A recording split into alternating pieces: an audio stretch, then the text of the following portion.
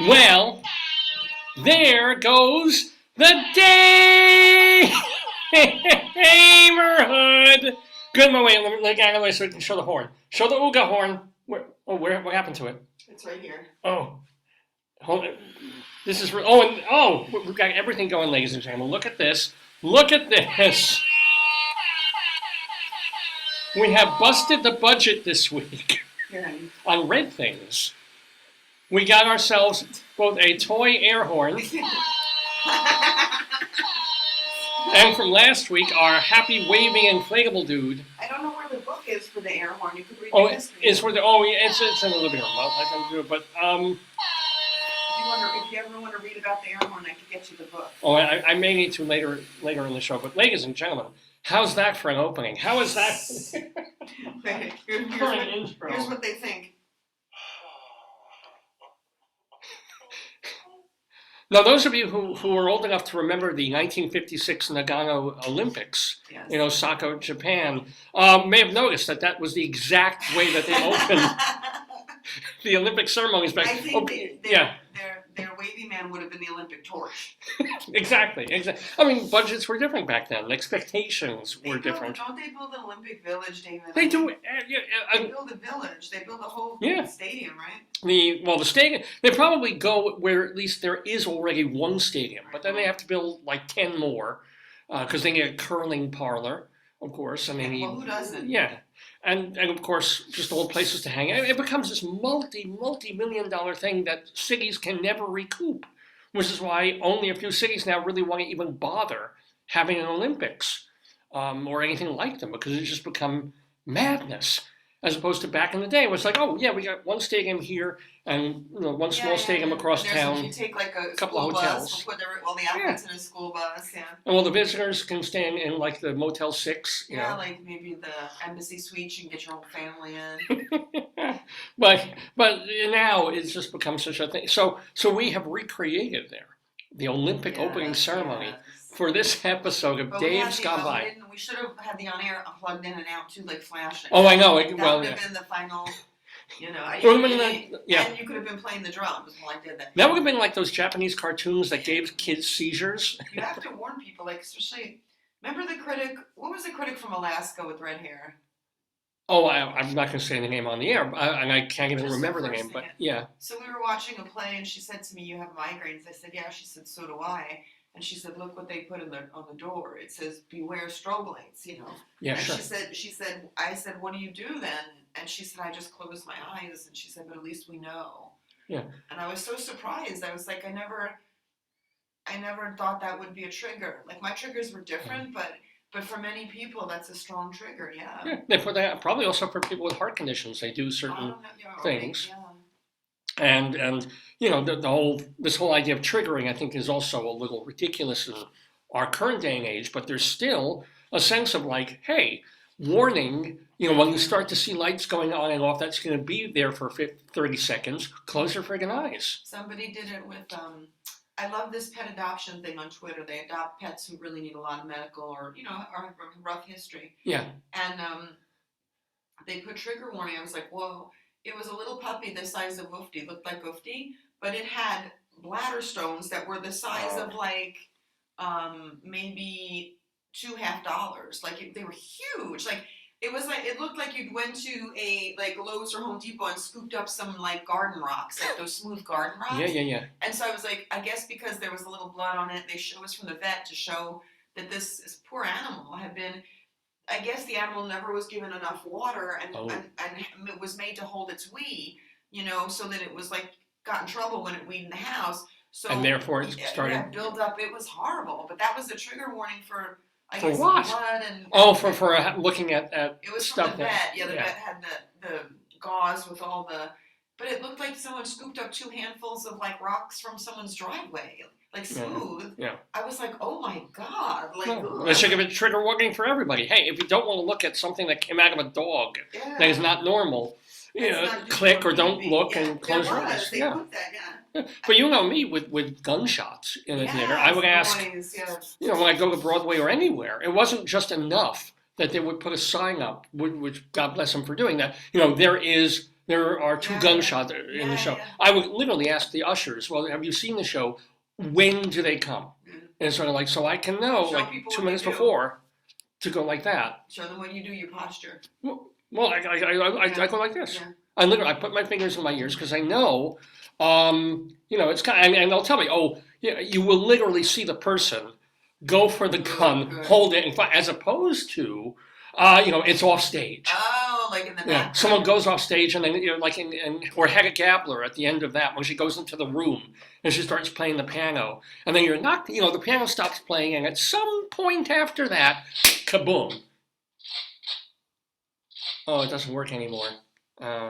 We have a sound effect there that's not doing what a sound effect should. So I do appreciate the trigger warnings,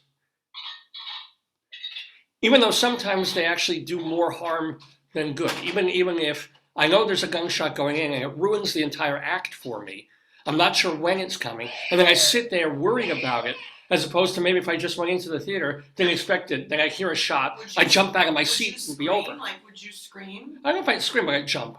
I would literally jump out of my chair. Well, tell them what you did with the alarm clock when it rang. Well, The phone, you went, ah! Like that. You yelled out just like that. Because I wasn't even fully asleep. I was like half asleep. Someone kicked you or something. You had a This weird week, yell. I never heard that. We had, Joyce had her because we had to get up early, and she puts the alarm on for whatever it was, 6:55 or something. I'm sort of in and out of it, and I suddenly hear like, it is 7 a.m. I was like, fuck! You were like, ah! You did like a weird, Yeah. I never heard that. I'm a nervous person, you know that. Yeah, and there was one time. Most highly intelligent people are a bit neurotic, so. One time I was sitting in the theater. This was probably back when we were at the O'Neill. Yeah. Or it might have been in New York. And I'm reading the playbill, waiting for the show to start. Yeah. And critic that I knew, just put his hand on him. Oh no, it might have been back in Colorado. It might have been Tom or one of those folks. Yeah. And I'm just kind of sitting there concentrating, because when I get into concentration mode, I'm concentrating. And suddenly I feel a hand on my shoulder. I literally almost leapt out of the seat. And the guy's like, I'm so sorry. I'm like, no, it's me. It's me. This is not a safe space to touch me. He was just saying hi. He was just saying. No, but I think that can happen. Like even when I taught yoga, you had to ask people, is it okay if I touch you? Because some people imagine you don't expect it. Like imagine you're deep in some meditative state. You're trying to do a posture, and you feel like someone touch you. Yeah. Like, what the frick? Also, You can't. I think for many people it's jarring, Or like if I'm doing a scene in like a Mammoth play or way, way back, and you ask the actor, is it all right if I touch you? Yeah. And one time I already had like 2 fingers up her vagina before she said no. Hold on, I need something. You're watching Dave's Gone By. Oh, good Lord. Oh, good Lord.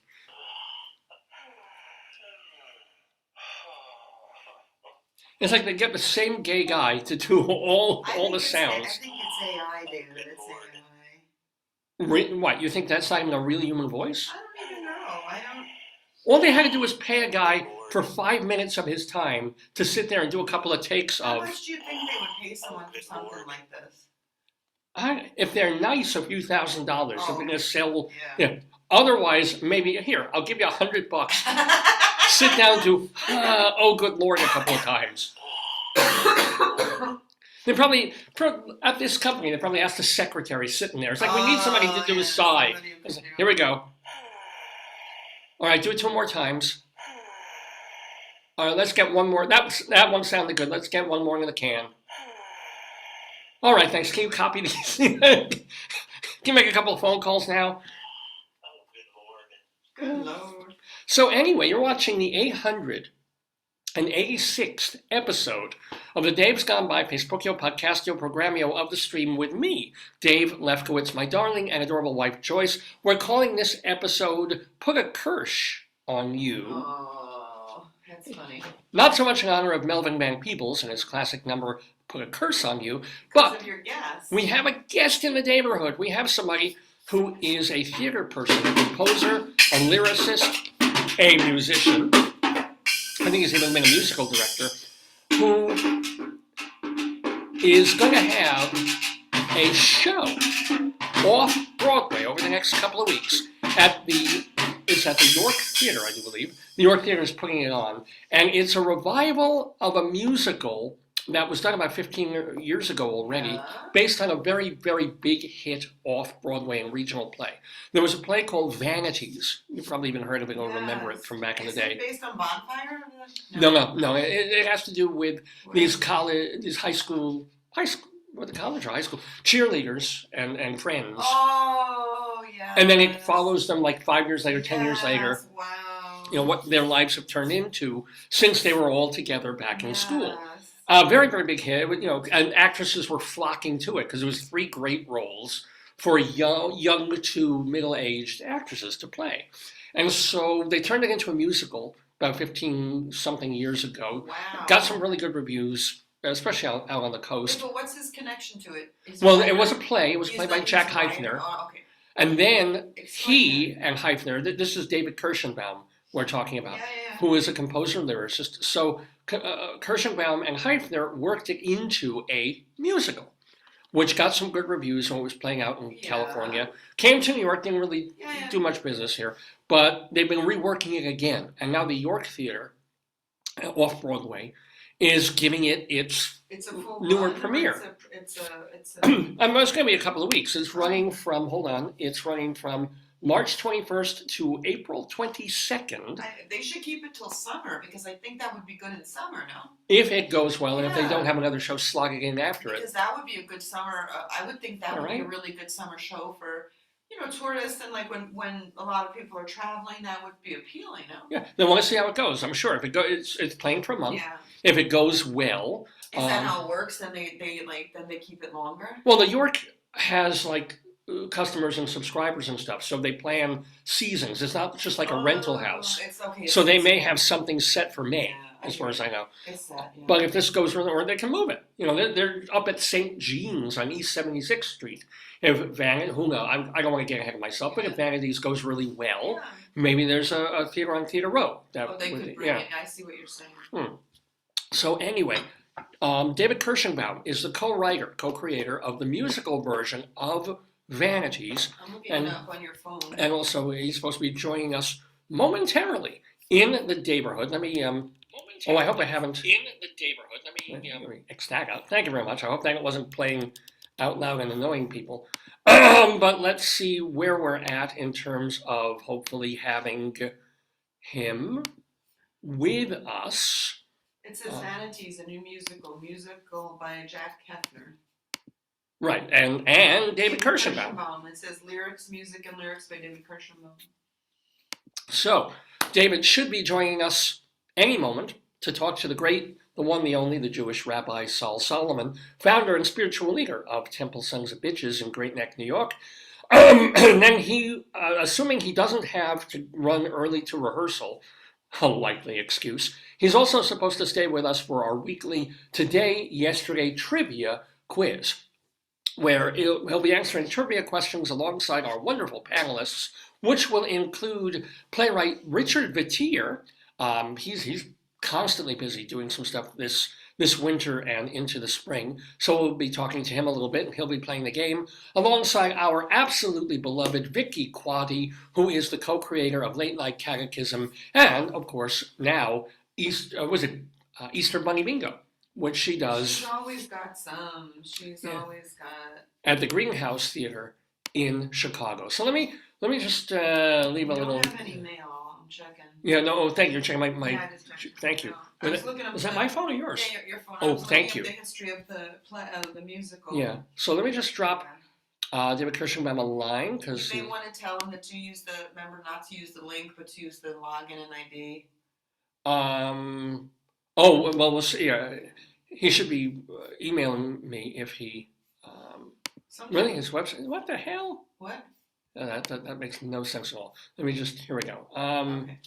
It's time. Please log in. Can you send him the login stuff again? I'll send it. Yeah, I mean it's in the last message to him. So forgive me, folks, for having to do this, but this guy. It's not like I have a giant staff helping me plan this show. All right, well, we'll just hang, because invariably people have some issues trying to log in or they're there. As a matter of fact, we were talking last week about the time change and how it really shouldn't make that much of a difference. It's just an annoyance when you go with daylight savings time. So wouldn't you know, 3 days after we changed the clocks, right? I mean, we changed the clock Saturday late night into Sunday morning. You figure everybody's kind of got it, right? But I had to do an interview, not for the show. Oh, hello. Hold on. Let's get Rabbi Sal Solomon into the Daverhood. Sorry to cut my story short. I'll tell more of it later. Just chat him, type him in the chat. No, but let me get the music on. I'll get him in. I'll get him in. So, ladies and gentlemen, the one, the only, the Jewish Rabbi Sal Solomon.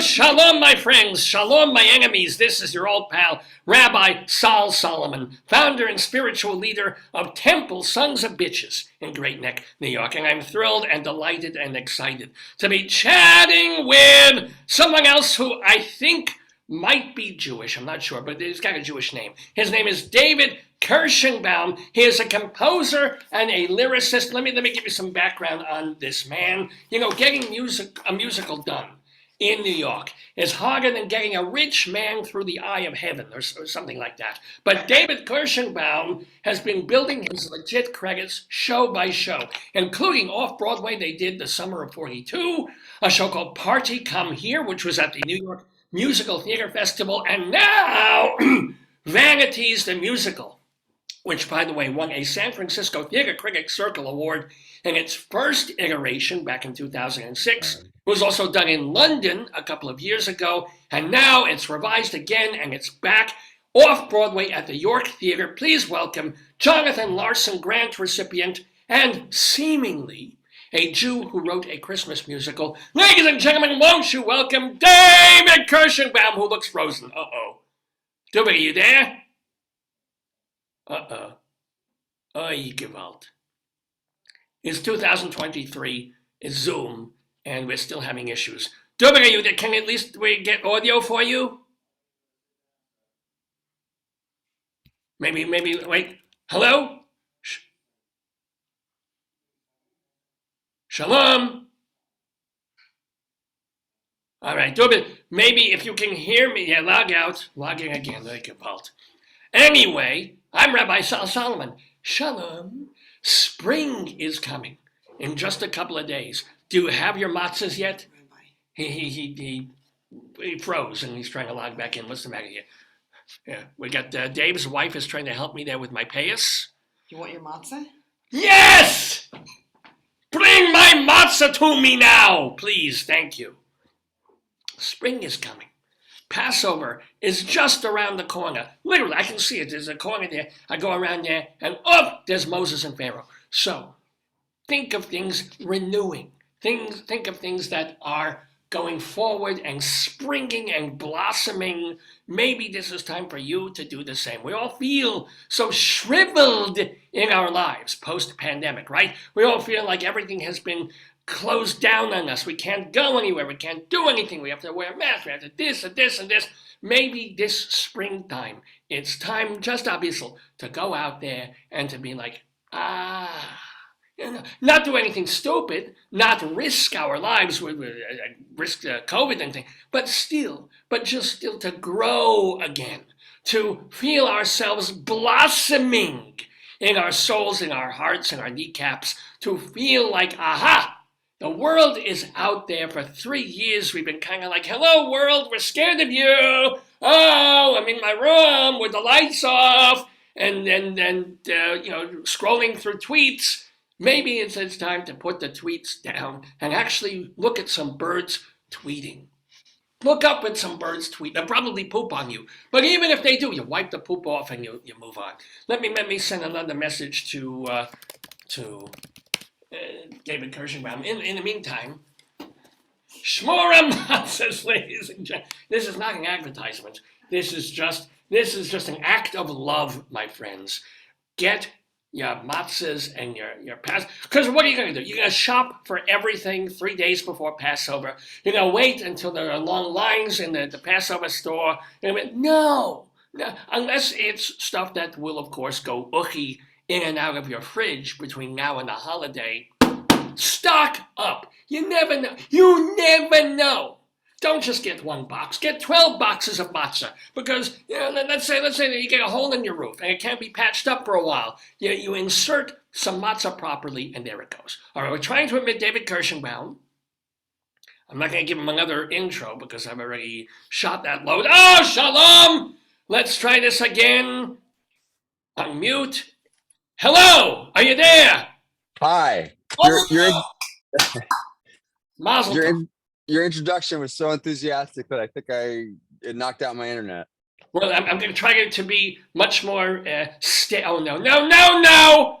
I'm here. Oh, you're there. Oh, good, thank God. All I'm right. doing it on my iPad instead of my computer because I don't know what's going on with my internet. As Moses said to Aaron, we're doing well already. We're doing okay with Pharaoh. Don't fuck with it. Let it Exactly. Just don't touch it. Don't do it. Just leave it alone. All right. How are you? Shalom. I'm good. I'm happy to be here. Good. We're very happy. Are you Jewish? You have a Jewish name. I am. I'm half Jewish. Which half? Well, listen to my name. Which half do you think? Would be the daddy. My dad was bar mitzvahed. My mom was raised Christian Science. And yeah, it's an interesting pairing. And my dad's from Michigan. My mom's from upstate New York, Woodstock, New York. And she was the rebel. Her sister was a devout Christian Scientist who passed away last year at the age of 88, never having been to a doctor, never having taken any medication, never having taken an aspirin, and was an amazing woman. My mom came to New York and turned into a Woody Allen character. So that's how. She will not go to a doctor for anything. Your mother. Oh no, please no. My mom's the biggest hypochondriac in the family, which is saying something. So what? I mean, as you said, thank God. The other woman, she lived to 88, never had. Yeah.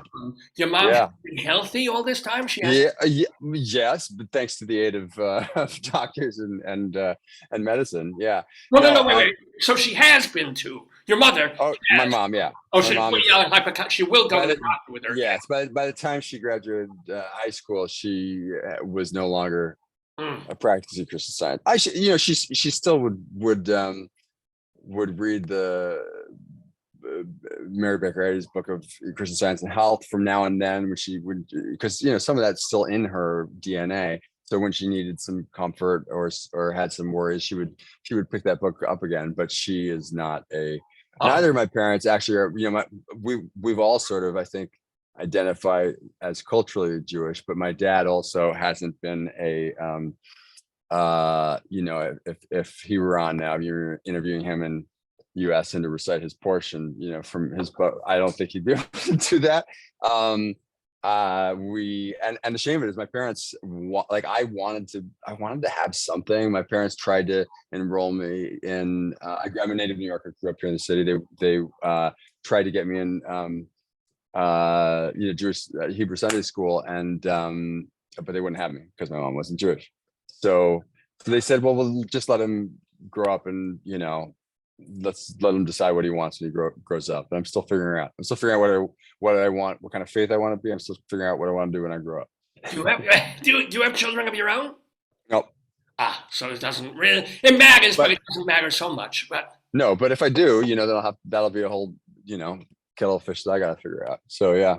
fair enough. So, and let me ask you, so you're Jewish by injection because you live in New York. This is the whole thing. Yes. And the weird part is you write for off-Broadway musicals and regional theater musicals. You're in musical theater, and yet, and this disturbs me. You are heterosexual. Yes. I don't think it's allowed anymore. How do you ever feel like you don't fit in because you're a little too old school? No, not really. I mean, I how did you've done your research clearly, which is Well, impressive. research is scrolling through your Facebook page, seeing a Okay. tree, which almost made me vomit, and then I saw there, the other things that you got, a lovely, beautiful wife, and you got, yeah. Thank you. Can I tell you something? It's still up. The tree is still up. And she said to me this morning, my wife said, "Don't let the camera show the tree." The only reason it's still up is because we've been just slammed. She works for Paramount, and they're in the middle of all kinds of exciting things that they're doing over there. She's a graphic designer for Paramount company, and then this production started. It was really January 4th that we found this Vanities, that we found the production was happening, and we just had not been home. Our poor dog is looks confused every time one of us walks through the door because it's been so long since So let me ask you: you are working with the man who originally, back in 1976, the man who wrote Vanities, the play, Jack Heifner. It's actually pronounced Hefner. I thought it reads Heifner, but everybody makes that same mistake, including me when I first met him. So it's Jack Hefner. Still sounds Jewish to me. Still sounds So, but back in the day when he first decided, hey, this could be a musical, like 20 years ago when he's working. What was the thing of back then and even now, going to the guy who wrote the play and then going, was he able to just say, open it up, do whatever we have to make it work? Yeah, absolutely. And that was a concern of mine. Well, it was a question of mine. First of all, it wasn't really his idea. Other people had approached him over the years about turning it into a musical, including, I want to say, back in the 80s and stuff. I believe Cy Coleman, I think, and a couple. And for whatever reason, it never really was I never really felt it was the right fit. And he'd done some musicals himself, Jack. He wrote the book for Leader of the Pack, which was an Ellie Greenwich musical in the 80s.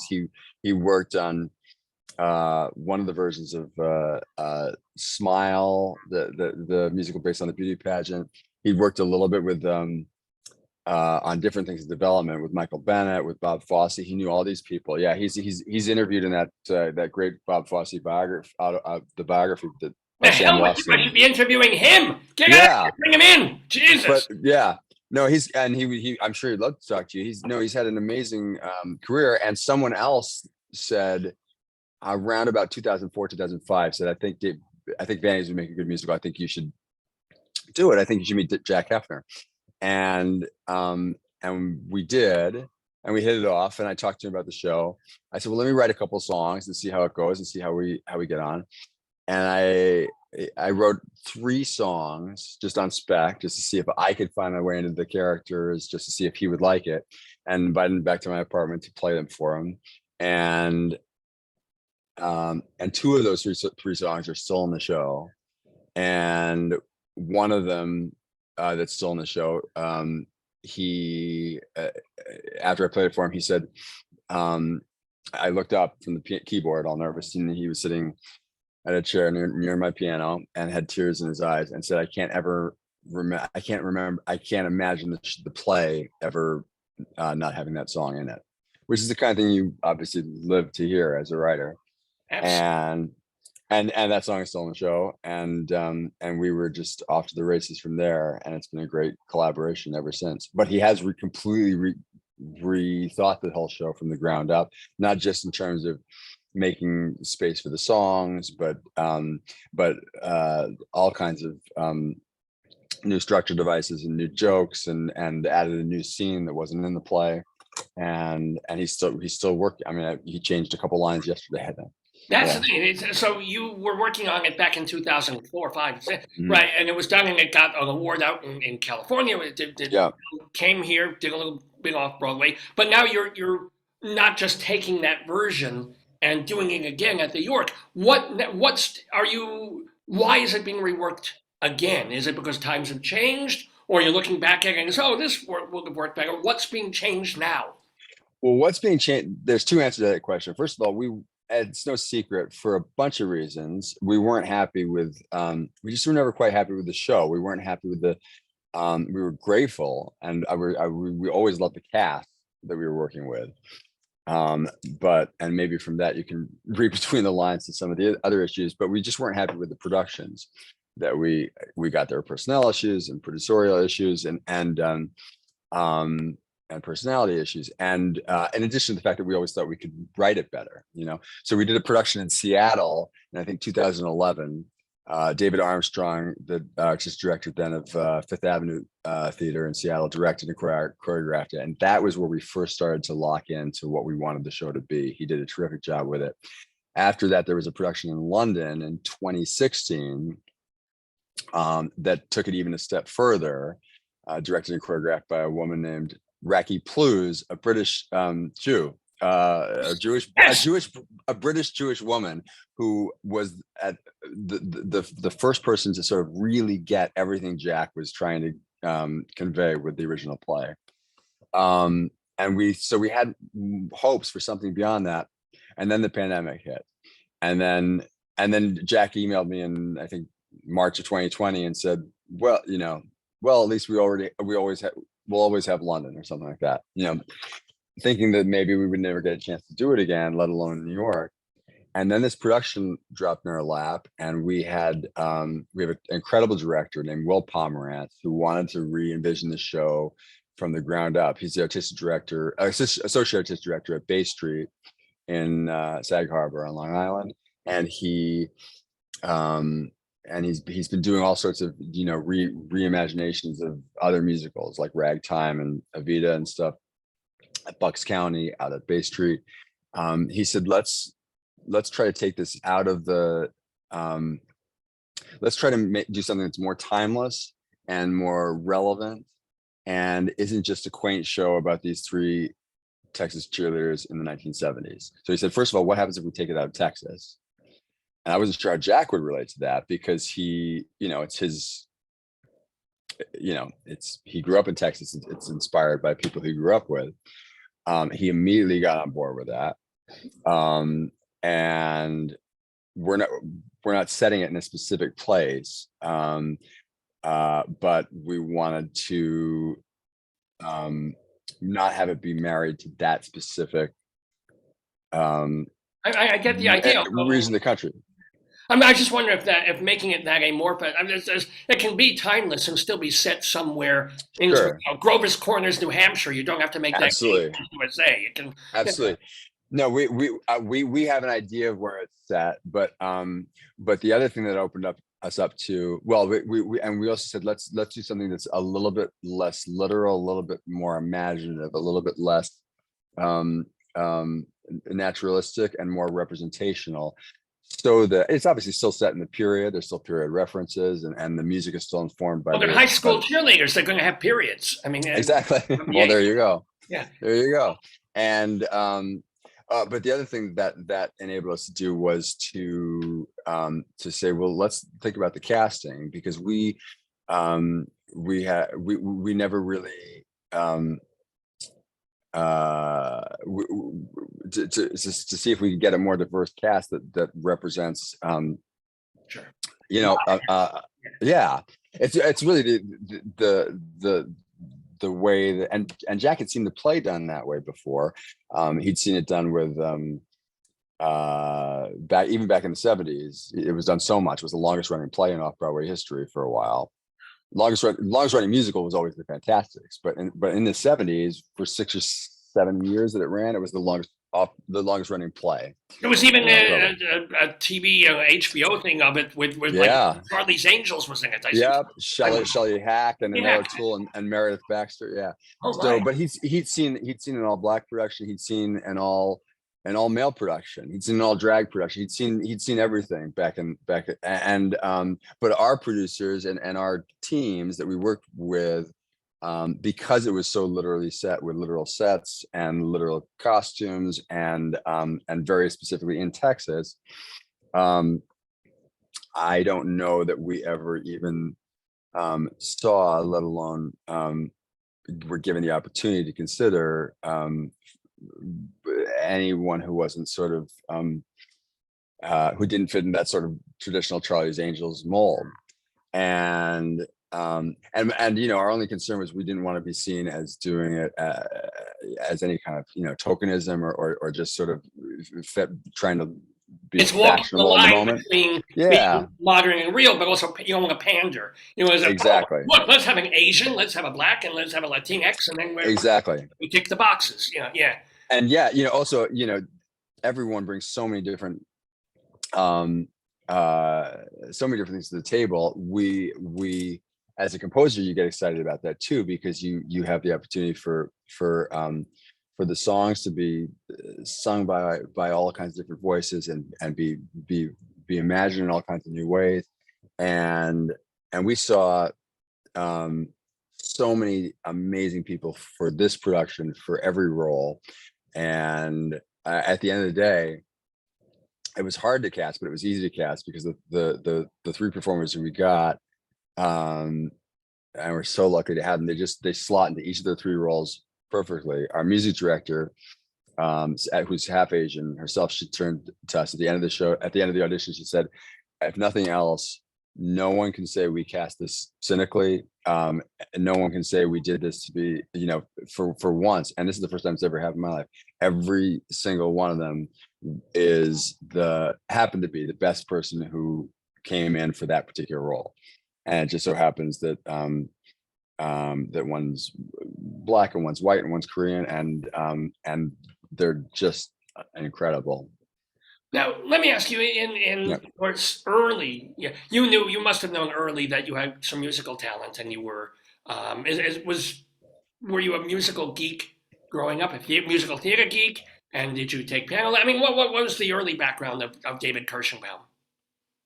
Yeah, that's going back a ways. No, I know, well, a couple things. My parents were introduced by a Broadway composer named Larry Grossman, who wrote Minnie's Boys and Grind and Snoopy and actually, I'm sorry, I have to stop you right there. Yeah, because you mentioned Minnie's Boys, and your first credit that I could really, your first major off-Broadway credit was you were in the pit, if you forgive that word, of the show where the producer of this program, Dave, and his wife went on their first date 25 years ago, called the Coconuts. Coconuts? Are you serious? But at the American, they saw it at the American Jewish Theater. American Jewish Theater. You, I think, were at the American place where it already moved, but still, you were in the, because Minnie's Boys was about Groucho Marx and all the right, sure. Coconuts was their first, their big Broadway hit. So it all fits together. And I wanted to tell you that you probably were there on the first date. I probably would have been. Wow. Anyway, that's so funny. So Minnie's Boys. I'm sorry. Yes, continue. Yeah. So Larry was a frat brother of my dad's at Northwestern. His wife at the time was a friend of my mom's. They fixed my parents up. And they didn't hit it off, by the way, my mom and dad. They were like, what's the big deal? We thought this was going to be some match made in heaven. Didn't speak for a year.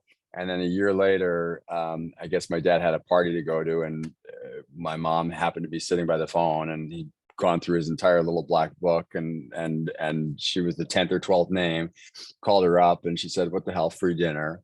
And after not having hit it up the first time, not having spoken or seen each other for a year, they've been together ever since.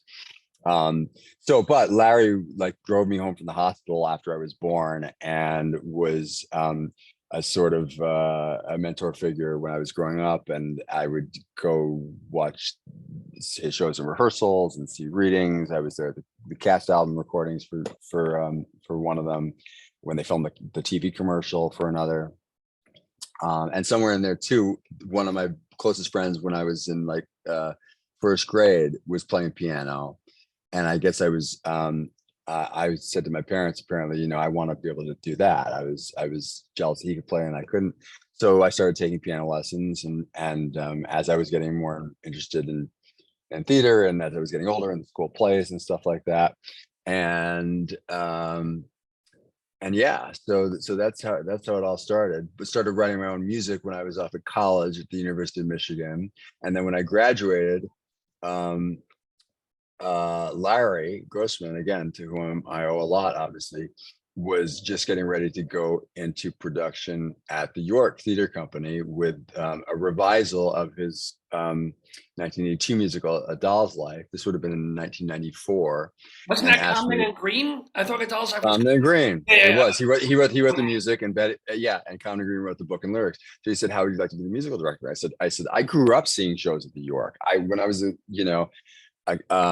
teenager, I went to school on the Upper West Side at Trinity. I take the bus across town this is when the York was up at the Church of the Heavenly Rest, and I'd get in like the cancellation line to see revival of Company with David Carroll, or On the 20th Century with Jeff McCarthy, Marry Me a Little with Liz Calloway. It was one of those productions. Was the first time I met Stephen Sondheim. As a 14 or 15-year-old, went up to him with my program and asked him to sign it and everything. And because I'm going to stop you again, just because I saw on your Facebook that you have like you have a signed album of Sunday in the Park with George that he signed and dedicated to you. Was there a story about that, or you just were on the line and you? No, I have a signed score too. One of them I got from him. One of them I got from as a Christmas present, as a holiday present, from Larry Grossman, who obviously was also Jewish, but also married to a Gentile, and so they celebrated both, and would have like parties on Christmas Eve, and one year that was a present from him, was a signed score for Sunday in the Park, and another year I got a signed album of Marilyn Roll on. So I didn't meet Mr. Sondheim very many times, but the first time was at the York, when I just went up as like a starstruck kid, and I would see Jim Morgan, who's now the artistic director of the York. I would see him, as I was picking up my tickets, I would see him like through the door putting the final touches on painting the set, and now he's designing the set for one of my shows. So it's such a trip. But that was my first job. Was A Doll's Life. Was right out of University of Michigan, and suddenly there I'm sitting behind an audition table with Betty and Adolph, and I'd gotten appointments for some of my friends from Michigan who'd also just graduated with me to come in and audition, and I'm sure they thought, oh, we'll go audition for this, this little show that David's music directing in like a basement. And it was a little show at that point. It was just a reading that then moved to a full production. But the looks on their faces because I didn't know Betty and Adolph were going to be there and be that involved and be doing rewrites the way Jack and I are doing now for Vanities. And seeing the looks on my faces, and they're trying not to let their jaws drop as they walk in and see Common and Green behind the audition table with only like 3 or 4 other people in like a kindergarten classroom. It was kind of surreal, and they were amazing, and the York was amazing, and I've just been lucky enough to have a relationship with the York ever since. Well, you are amazing, David Kirshenbaum. I wish we had more time just to do this interview. No, thank you so much. Don't go. You don't go away. I know okay, I have a thing, but you stay. I have to go because I'm late at synagogue already. But Dave Lefkowitz, the producer of this program, he's going to come in. He's going to do a happy little quiz with David Kirshenbaum, as well as some guests coming in, including playwright Richard Vetere and beloved Vicki Quade out from Chicago. So don't you go away. Okay. But I will tell everybody, go get your tickets. Go see Yes. Vanities at the York Theater. Now, the York, because they had that flood 2 years ago, they're at St. Jean's still. It's It's running. a beautiful space. Oh, is it really? Oh, good. It's a beautiful theater. So the cast just moved in last night, so it really is going to be a beautiful production in a lovely auditorium. And it's just a great theater. So and as I said, the cast is amazing. You don't want to miss this cast.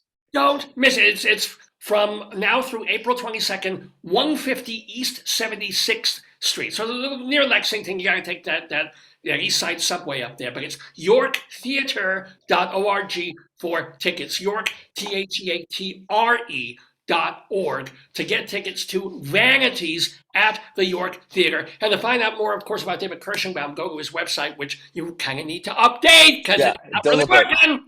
Yeah. I need some new photos too. Yeah. I need some new headshots. Pretty much, yeah. I had a photo on the thing on the Facebook, and then suddenly, oh, you like me? No hair. So it happens. Anyway, don't go away. I'm going to play some Jew music, and then David will be here in about 30 seconds. Thank you very much. Thank you, David Kirshenbaum, and much success and broken legs. Break a leg for Vanities. Appreciate it. Play Classical Party, goddammit. Hold on. Why isn't this? Come on. There we go.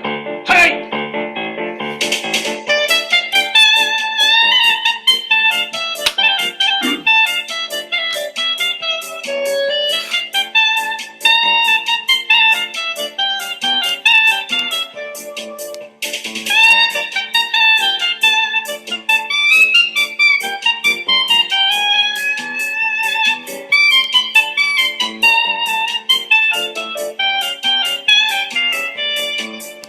Well, greetings, everybody, and welcome, or welcome back to those of you who have been watching this episode of Dave's Gone By live on this March 18th, 2023, just 3 days away from spring. And I have a spring in my step because we have our wonderful guests here to play the Today, Yesterday Trivia Quiz. Now, we've lost David Kirshenbaum's video feed. I'm here. He's good. And we have with us also beloved Vicki Quade with the cherry blossoms right behind her. Vicki, just wait. Go ahead. Vicki is the co-creator of Late Night Catechism, and she is also the creator. Has Beach Bunny Bingo? Not Beach Bunny. Easter Bunny Bingo. Beach Blanket Bingo. Easter Bunny Bingo started out in Chicago yet, Vicki? Oh yeah. We are doing it already. So it was last weekend, and we're doing it through Easter Saturday. We don't do shows on Easter Sunday. At the Greenhouse Theater in Chicago. And with us also is playwright Richard Vetere, who's been a really, really busy fella. How did Zaglada go? You had the reading. Yeah, Zaglada, the reading with Len Carew went great. And now we're just putting things together. We want to get a production here in New York City. So yeah.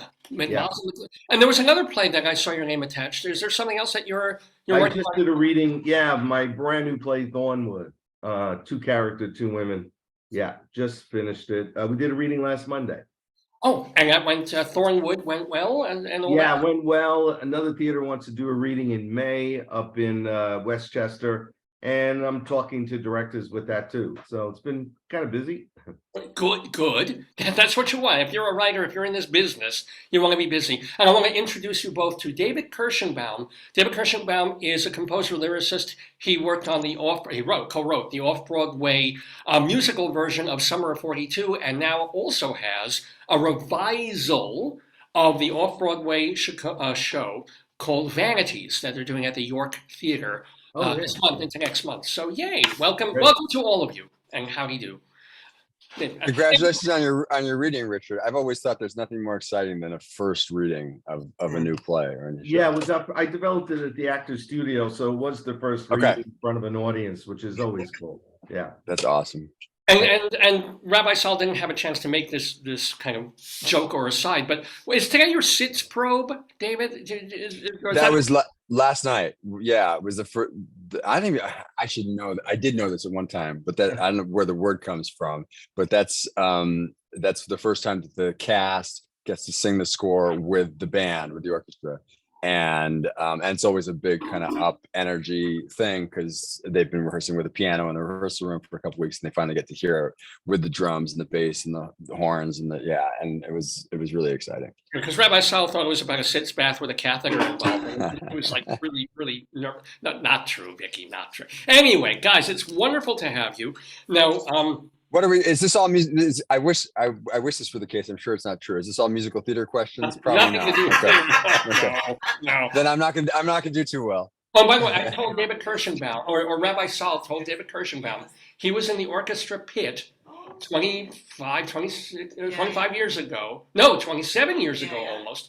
When my wife Joyce is here, when we went to see the Coconuts, he was actually in the pit playing. Or were you musical directing, or were you playing? No, Lynn Schenkel, who was a friend of mine from college and who wound up doing the orchestrations for Vanities, was the music director, and her assistant. There were two of us. Kim Grigsby, who's a friend of mine, who's conducting Camelot on Broadway right now. Barefoot, probably.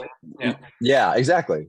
You know well. So she and I sort of traded off the second keyboard for that. So I can't say for sure whether for positive that I was there the night that you were on your first date, but Lynn was there, and then Kim and I would play the second keyboard, and then if Lynn had the commitment or when Lynn got sick, then Kim and I would play the show together. So I was there more often than not. Yeah. Weird part is Kim Grigsby was there for our honeymoon night watching. Oh, It was creepy but hot. No, I anyway, let's play the game. This is called the Today Yesterday Trivia Quiz. Tell your guests that if you don't know the answer, you can promote a show, product, anything. Yeah, just say Vanities at the Yes. York. Okay. If you want to, because it's a ridiculous quiz. You're not really supposed to know the answers. Half the time you're guessing, but it's all in fun. It's trivia.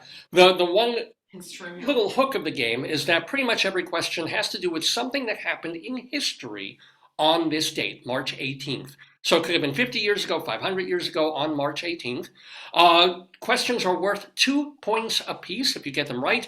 If you don't, someone else gets the chance to steal the question and get those points. But again, there's no prizes. You think aloud. You can give away the answer. It's all in ridiculous, pointless fun. But David Kirshenbaum, since you are our brand newbie to the Daverhood, could you kindly think of a number between 1 and 6 and tell us what it is? 3. Name it with a 3. And then Richard Vetere, this is your second time in the Daverhood. Could you kindly come up with a number between 1 and 6 that isn't 3? 5. Oh, my favorite number. Cool. And Vicki, what's your choice? Well, I'm going to take 6. Leslie, 6. Leslie. Oh, In my honor- God. Leslie's not here today, so, I'll take Leslie 6. Yeah, Leslie is still recuperating from some stuff, and David is really, really busy. Normally, we have David Sheward and Leslie Hobank Blake playing the game. Couldn't have them today, but we're thrilled to have these wonderful people playing the Today Yesterday quiz. So what I'm going to do, and this is the most irritating part of this show, but you really can't get away from it. I'm going to roll a die. It's a one-sided digital die, and it's going to show us. It came up number 5. So, Richard, that's your number. Do you want to go first, second, or third? Third. Third, okay. I'm going to roll the die again, and now we're going to see who gets to choose whether they want to be first or second. It rolls, comes up a 5 again, 3. Does somebody have? David, beginner's. Yeah. Do you want to be first or second? I want to be second.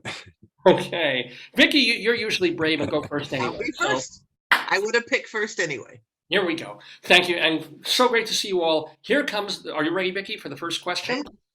The year, As ready as I ever am. as you ever are for this crazy thing. The year was 1662. Mathematician Blaise Pascal institutes a surprising, ahead of its time idea for Paris that lasts for over a decade before becoming economically unfeasible. What was it? A, an early version of a time clock for punching in and out of work. B, an early version of SodaStream, adding carbon dioxide gas to water. C, an early version of a beeper. Or D, an early version of a mass transit bus. Ooh. Could you read the sentence again?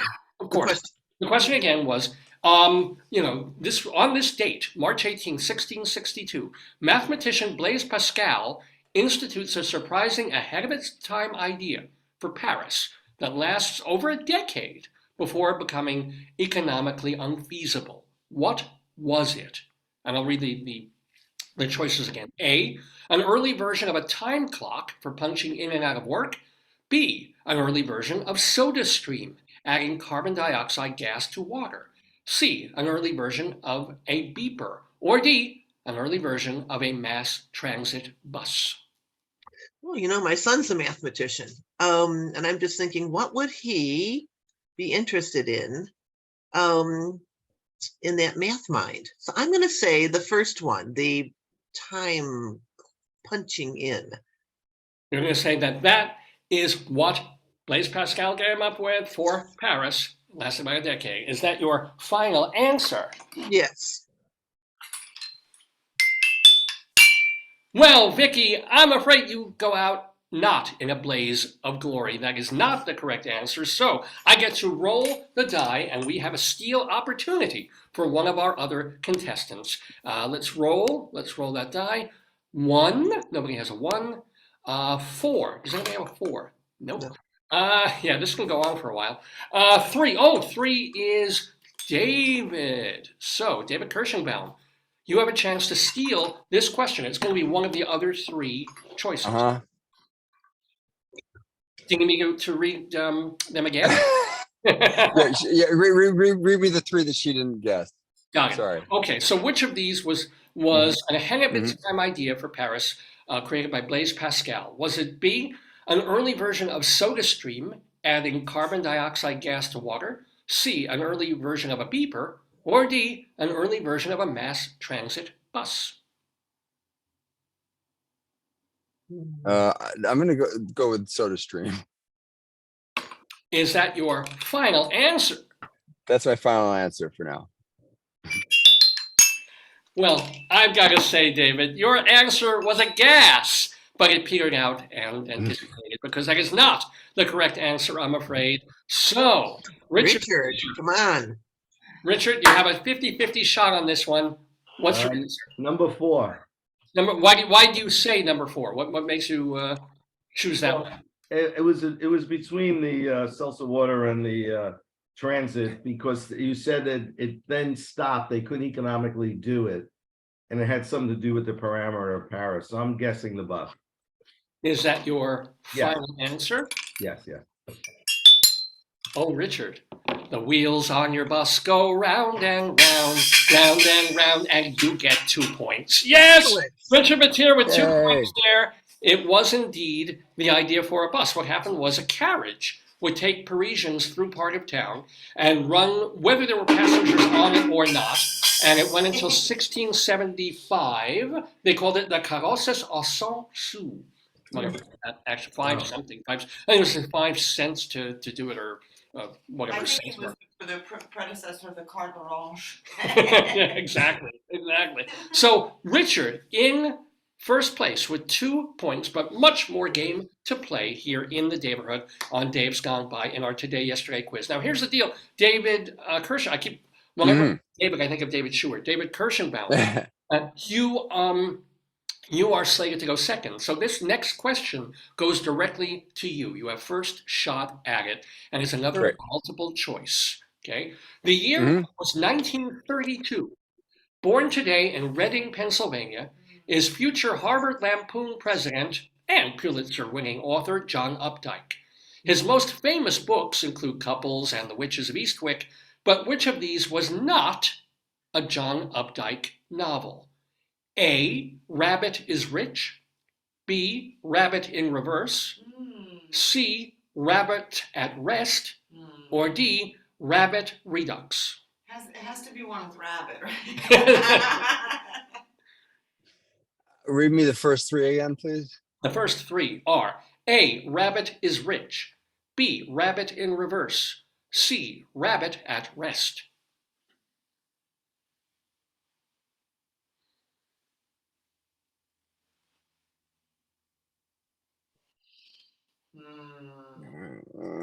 Rabbit for seconds. dinner. Yeah. Can I phone a friend? No. Rabbit in reverse, rabbit at rest, and what was the other one? A is rabbit is rich. Was it rabbit at the vanities? I wish. That's what I heard. I wish. Funny fire of the vanities. Yeah. Rabbit in reverse, rabbit in reverse. I'll guess rabbit is rich, but I'm not confident in that. But that's my answer. Is that your final answer? Rabbit Yes. is rich? Oh, that was so poorly chosen. I'm afraid that is not the correct answer. So we're going to roll the die. I'm sorry. I told you it's not easy to get points in this. I've been meaning to read these books. I've wanted to read these books forever. But I know, right? Yeah. And now you won't. Now you'll run away. Now it's John Downdike for it. It's like, I'm not. it's how many rabbit books were there? It's a commitment. I know that. And he also had Beck books, and he had, he had a series of books by other people. But anyway, I rolled a 6. So, Vicki, our I'm standing gonna say Rabbit in Reverse. Rabbit in Reverse is not a John Updike book. You're saying? He sounds very confident in that answer. And even Richard is nodding on that one too. Is it final answer, Vicki? Sure, yes. Done well. True is that. It is Rabbit in Reverse. That is not an actual John Updike book. Vicki Quade on the board with 2 points, tied with Richard Vetere. Well done. All right, we have a tie game going into the third question, the last question of round 1 of our Today Illustrated Trivia Quiz. Now, Richard, I know your heart's pounding about this. You're tied. You can get 2 points and take the lead if you get this question, which goes directly to you. But this is a different kind of question. We call this one Change One Letter. I don't know if you played this one last time you were here. You're sort of nodding. Oh no. And so here's the deal. It's going to be 2 different answers, right? Each worth 1 point. And each answer is only 1 letter away from the other. Okay? And I'll read a tiny little doggerel poem, which will make you think of one answer and then make you think of the other. I'll give you, since this sounds so ridiculous, I'll give you an example of it. Same example I used last time. So, Richard, this is for you. This is the fake one. This is the fake example one. It holds any picture you've got, change 1 letter, and it's hot. So, go ahead. Change the G.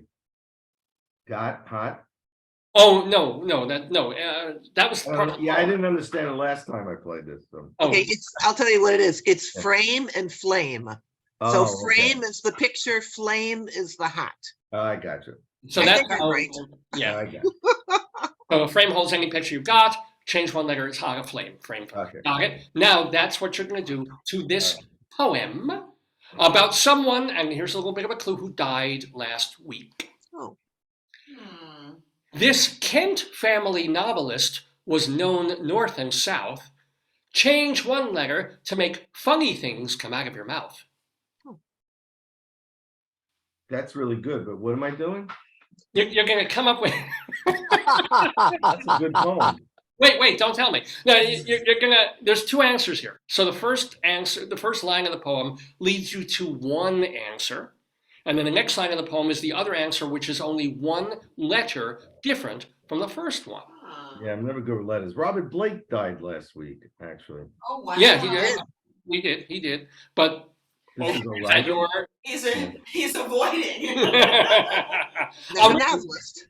So this Kent family novelist was known north and south. Change 1 letter to make funny things come out of your mouth. This, and what am I supposed to do? Find a letter? I think just promote. Yeah, maybe. your activities, No, here's the deal. You're going to come up with the answer, the first word or name or thing, and then when you have it, 1 letter different is the other answer that is prompted by the second line. Oh, okay. So read it one more time. I will. This Kent family novelist was known north and south. Change 1 letter to make funny things come out of your mouth. Jokes.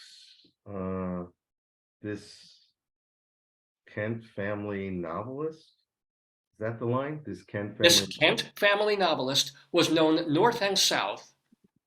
Change one letter to make funny things come out of your mouth. Um, Oh, Ooh, joke. something's going on. Oh, that's wow. What's happening? Yeah, it's great. What happened? It's strobing in a weird kind Oh, of. Critical alert. 1968. Close your eyes for strobing, ladies and gentlemen. that's weird. 71, 72, 73, maybe even. Dave. Are we at the, what was it? What was Could you hear me? the Club 50? It's great. I don't know what you're doing, but I love it. I don't know, a joke, so the Kent family, joke, Gent family, I don't know. That's my answer. I have no idea. Well, so what are the two answers? Say That's, different that's words. his answer. He committed to it. Let him go. The Gent family, I changed, yeah, Gent family jokes. That's why I thought of Gent. Okay. Is that your final answer? Yes, All fine. right, well, you actually get 1 point because you are partially correct. Oh, As weird as that may sound, however, you don't get both points. So who will come along and maybe pick up that other point? Let's roll again, because Vicki seems fairly confident, but David Kirshenbaum. So we have half of the full answer here. Okay, I'm going to read the poem again and see if you can pick up what it's going to be. This Kent family novelist was known north and south. Change one letter to make funny things come out of your mouth.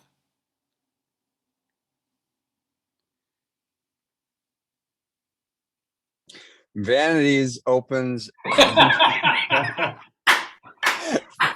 Vanities starring Jade Jones, Amy Kuhn, You go. Olivia Kaufman, and Haley Pachun opens this week at the York Theater Company. Multiple choice. I think I can handle right now. I've got so many notes and lyrics and things in my head. I'm not doing too well with this one, but I bet Vicky's gonna get it. No, Vicki? not at all. I don't know. I jokes, I think it might be jokes. So I'm gonna say Jax because that's changing one letter, but I don't know. Go, Vicki. Is that your final answer? Yes. Well, I'm afraid you're better off with pickup sticks than jacks because that is not. But oh my gosh, guys, here's how the thing works. The Kent family was a saga of books Yes. about this Kent family, included books like The Bastard, The Rebels, and The Seekers. And there was also a well-known book called North and South that was kind of. yeah. I mean, I got all those clues. I just couldn't remember the name of the author. The novelist's name was John Jakes. Jakes. Jakes. Oh, you're right. John Jakes. Change one letter, it becomes jokes, as Richard got. So that's how change one letter works. Oh, wait a minute. Wait a minute. What? Change one letter goes from O to A. Yes. I Yeah. said Jax. That's Jacks. What?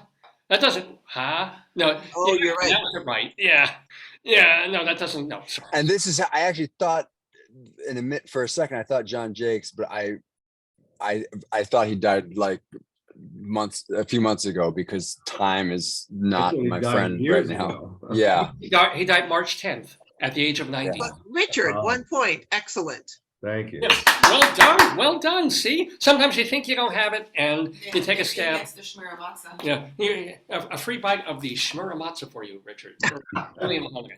All right, we go on to round 2 of our Today Yesterday quiz live on this episode of Dave's Gone By. It happens to be March 18th, 2023, and some of these questions have to do with things that happened either very recently or on March 18th in history. We go back to Vicki Quade for the next question.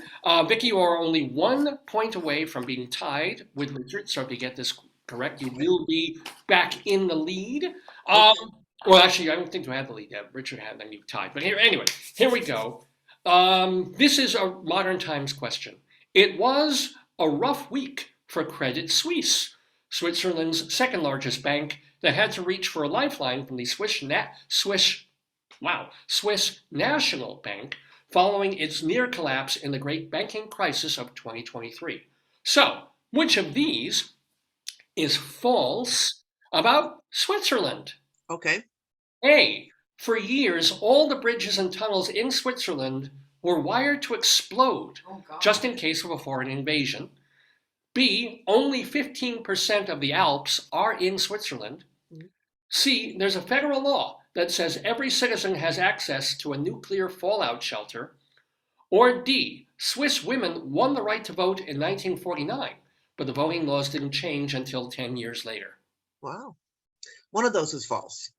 All of them are true except one. I like the idea that the bridges and everything are wired to blow. There you are in Switzerland, just walking along. Oh, so pretty. You have no idea what danger you're in. Don't throw a penny in the fountain. Don't light that cigarette. Which, and it's, I guess it's possible. It sounds so crazy. It's like the crazy things that might be true. Swiss women, the right to vote only in 1949. I guess that's possible. I would think that Switzerland was more enlightened than that. Nothing about chocolate. What were the other two? I'll read them again. So which of these is false about the home of Credit Suisse, Switzerland? A, for years, all the bridges and tunnels in Switzerland were wired to explode just in case of a foreign invasion. B, only 15% of the Alps are in Switzerland. C, there's a federal law that says every citizen has access to a nuclear fallout shelter. Or D, Swiss women won the right to vote in 1949, but the voting laws didn't change until 10 years later.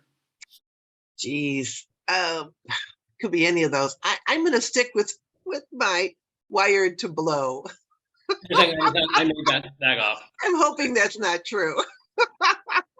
Is that I fear it is true. That's my final answer. Final answer. Well, kaboom! I'm afraid that was really, it was only until recently they had that ready, just because they wanted to stay neutral, did not want to be invaded. They wired everything. So I'm afraid, Vicki, you don't get the points on that. We get a steal opportunity from. But I got a good laugh, which is better than points. Always. I just rolled a 6, which is Vicki's number. So I'm going to roll a 2. I'm going to roll a 5. 5 is Richard Vetere. Richard, you have a steal opportunity here. Okay, I knew about the bridges being wired, so that's true. I think there's only 15% of the Alps in Switzerland. It's really small. So the other two were the women's voting and everybody getting a chance to get into a bomb shelter. The women voting sounds true because then it happened 10 years later.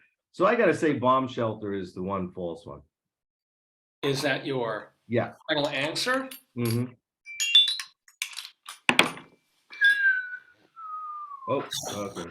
Just like, no, they're really safety crazy out there in Switzerland. Sounds like it.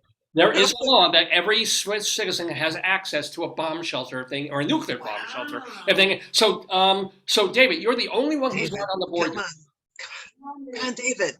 This is They both. points. Yeah. They guessed the two I would have guessed. All right. So what's left is tell me B and D again. B, I don't do B and D here. That's a little rough for me. But B is only 15% of the Alps are in Switzerland.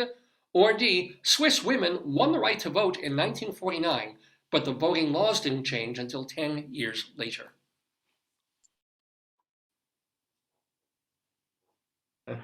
I guess I'm gonna. I don't want to. I mean, D sounds true to me, even though I don't want it to be. So I'm gonna guess B. You're going to say it's not true that only 15% of the Alps are in Switzerland. Final answer? Yeah.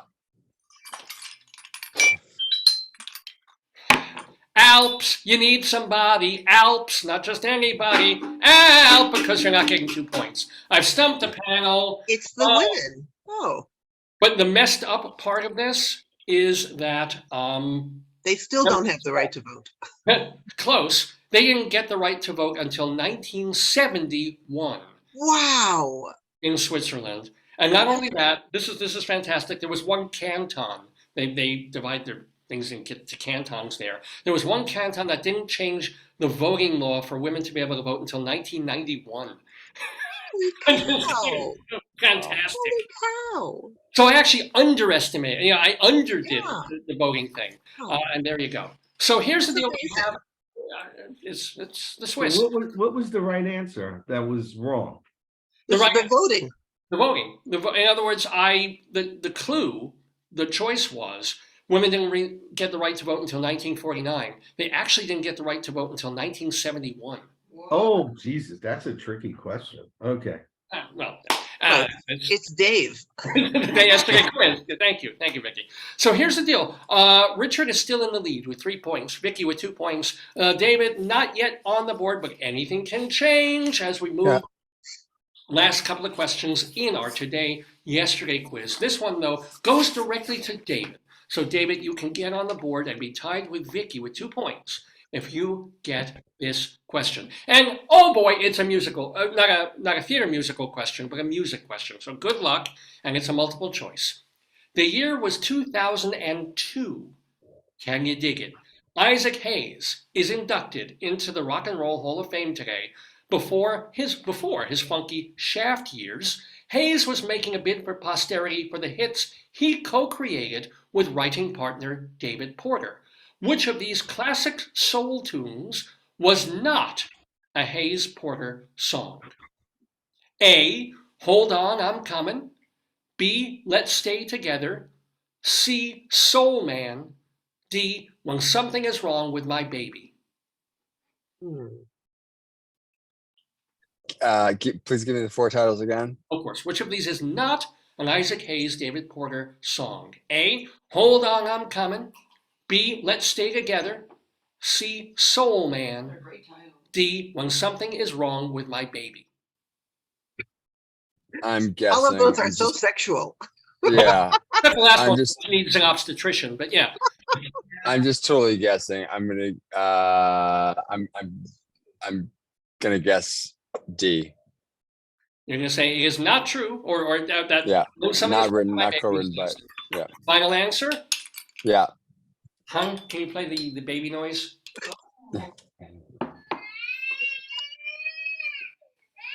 The baby is crying because, unfortunately, that is not the correct answer, David. Oh dear, that really was a.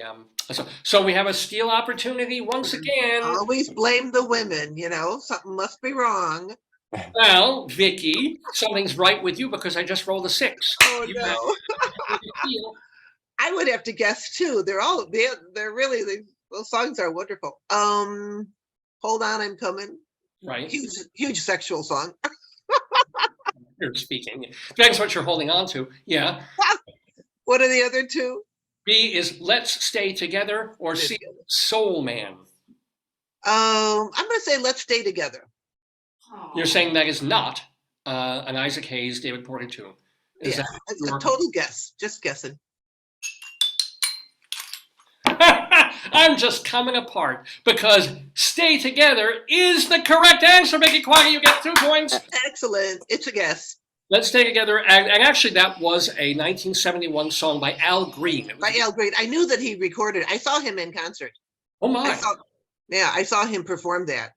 Well, he co-wrote that with Willie Mitchell and Al Jackson Jr. So, yeah, just in time for spring. You're turning green there as we see your... Oh, it's the river. They dye the river. Did in they do it Chicago. this year? Did they dye the river green? Every year. Are you kidding? It's a big Irish thing. Well, she's in, but if you don't know, Vicki's in Chicago. She has her shows down at the Greenhouse Theater there, and that's Chicago with, but was that this week's or yesterday? It's an old picture, but it looks like that every year. Pretty much. So, Vicki Quade with 2 more points. Vicki is now in the lead, right? Yes. Vicki with 4 points, Richard with 3. David not yet on the board, but we have a question now directly for Richard. So, Richard, this is like the whole ball of wax right here. If you get this correct, you will win the game. Even though we have a tiebreaker after this, like everybody does. If you don't get it correct, Vicki wins the game. David can't quite win the game because he doesn't have any points, but he can also maybe steal this question just for fun. But Richard, this is for you. The year was 2019 on this date, March 18th. In Belgium, Armando, the Lewis Hamilton of racing pigeons, sells for a record $1.4 million. Well, back in 1922, one pigeon fancier adopted an injured female bird and nursed it back to health. When the bird eventually died, the notable was disconsolate and said, quote, "I have been feeding pigeons, thousands of them for years. But there was one, a beautiful bird, pure white with light gray tips on its wings. That one was different. I loved that pigeon as a man loves a woman, and she loved me. As long as I had her, there was a purpose to my life," unquote. Multiple choice. Who said this? A. Harry Houdini. B. Nikola Tesla. C. Josephine Baker. D. Jack Dempsey. Ooh. 1922. Josephine Baker, Jack Dempsey, Houdini. And the other one was who? The other one was Nikola Tesla. Oh boy, that's a tough one. Tesla was in Italy, probably.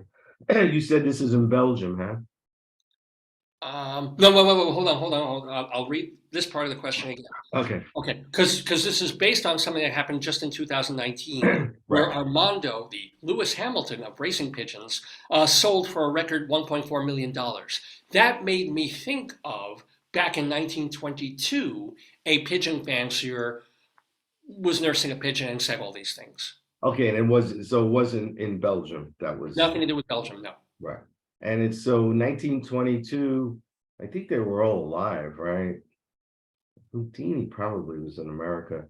I'm gonna say it's either who's the other one besides Josephine Baker? Well, I'll read the clues again. Who Yeah. said all this stuff about pigeon? Was it A, Harry Houdini, B, Nikola Tesla, C, Josephine Baker, or D, Jack Dempsey?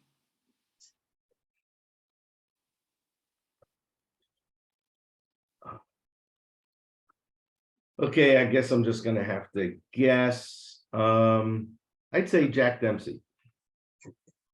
Is that your Yeah. final answer? Mm-hmm. Well, even though I'd rather fight than switch, that is not the correct answer, Richard. Oh no! That means Well, let us guess. Let's try to guess. no. I'm not going to say what it is. I'm still going to roll the die because we have a steal opportunity. Even though Vicki Quade, you have just won the game, and Vicki Quade, I just rolled a 6, so you get to try and get 2 more All points. right. You're So insurmountable. 1922, Josephine Baker. It's weird. The whole thing is so weird. I loved it. There's somebody stroking the bird. Like, Yeah. Lord. All right. okay, so it's Harry Houdini, who could have used a bird in his act. Josephine Baker, who did like animals. And Nikola Tesla. He was a little nutty too. All interesting people, fascinating people. Wow. Nikola Tesla. Why would Nikola Tesla have a bird? But maybe he did. I'm going to say Nikola Tesla because I think he was just nutty enough to have a bird that he just loved. I do love the quote. Is that your final answer, though? Sure, why not? They could all have had a bird. The answer is all of them. Well, the answer is not. Wait, no. What is your final answer? I'll stick with Nikola. Why not? All right. And, well, even though your answer is kind of shocking, it is correct. It is. It is. Vicki with 2 more points. You're all nuts. Nikola Tesla was nuts. He had dozens of there's pigeons all the time.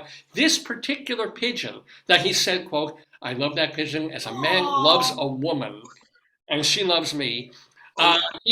He spent the equivalent of $30,000 nursing that pigeon back to health, and he lived in hotels. He was living in the Waldorf Astoria hotel, and they threw him out because there was bird shit everywhere. It's true. He had to go move to another hotel. What was the bird's name? Oh, I don't know. It was just a white pigeon. Oh, God, you gotta love But that. true story, Look at true the word quote. for today. The word for today is sibilant. By the way, I've had a sibilant ass all my life. And sibilant testicles too. It's my ass notwithstanding. But anyway, we have one more question Okay. for the whole group. So even though, congratulations to Vicki Quade, the winner of our quiz, we have one question that everybody answers. So what I would kindly ask you to do, Oh my you're all God, writers. honey. Yeah, there's the quote. That is the quote. That's Joyce just brought up the quote from Nikola Tesla. Okay, Um, Can Joyce tell us the name of the bird? I'm looking, I don't see it. I guess she was unnamed, you know? oh, Trixie the bird.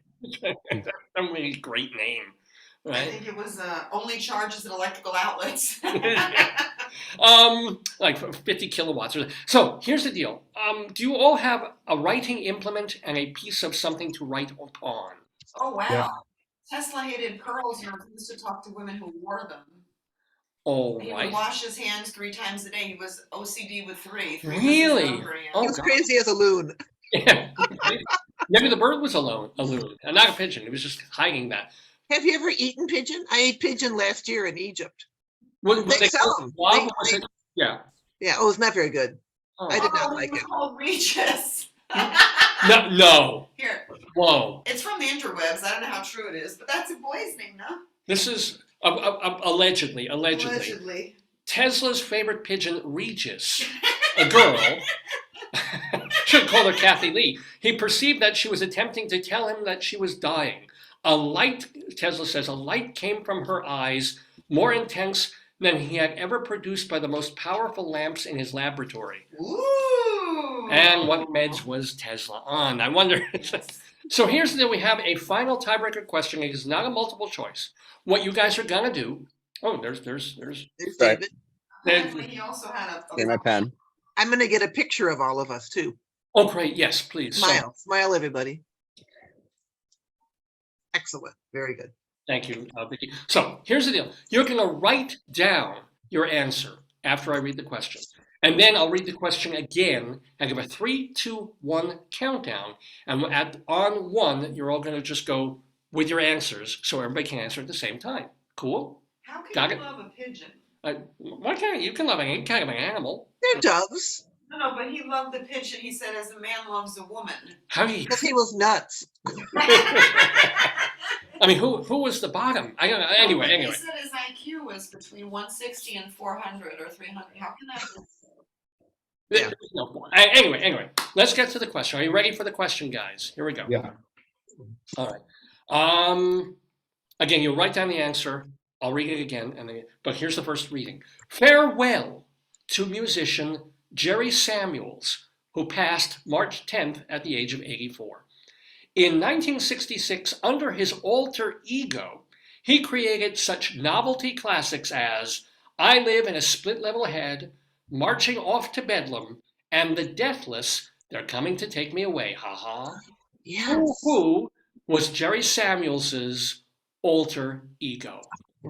They're coming to take me away. Haha. Hee hee ha. To the funny farm where life is beautiful all the time. And I'll be happy to see those nice young men in their White coat. white coats, and they're coming to take me away.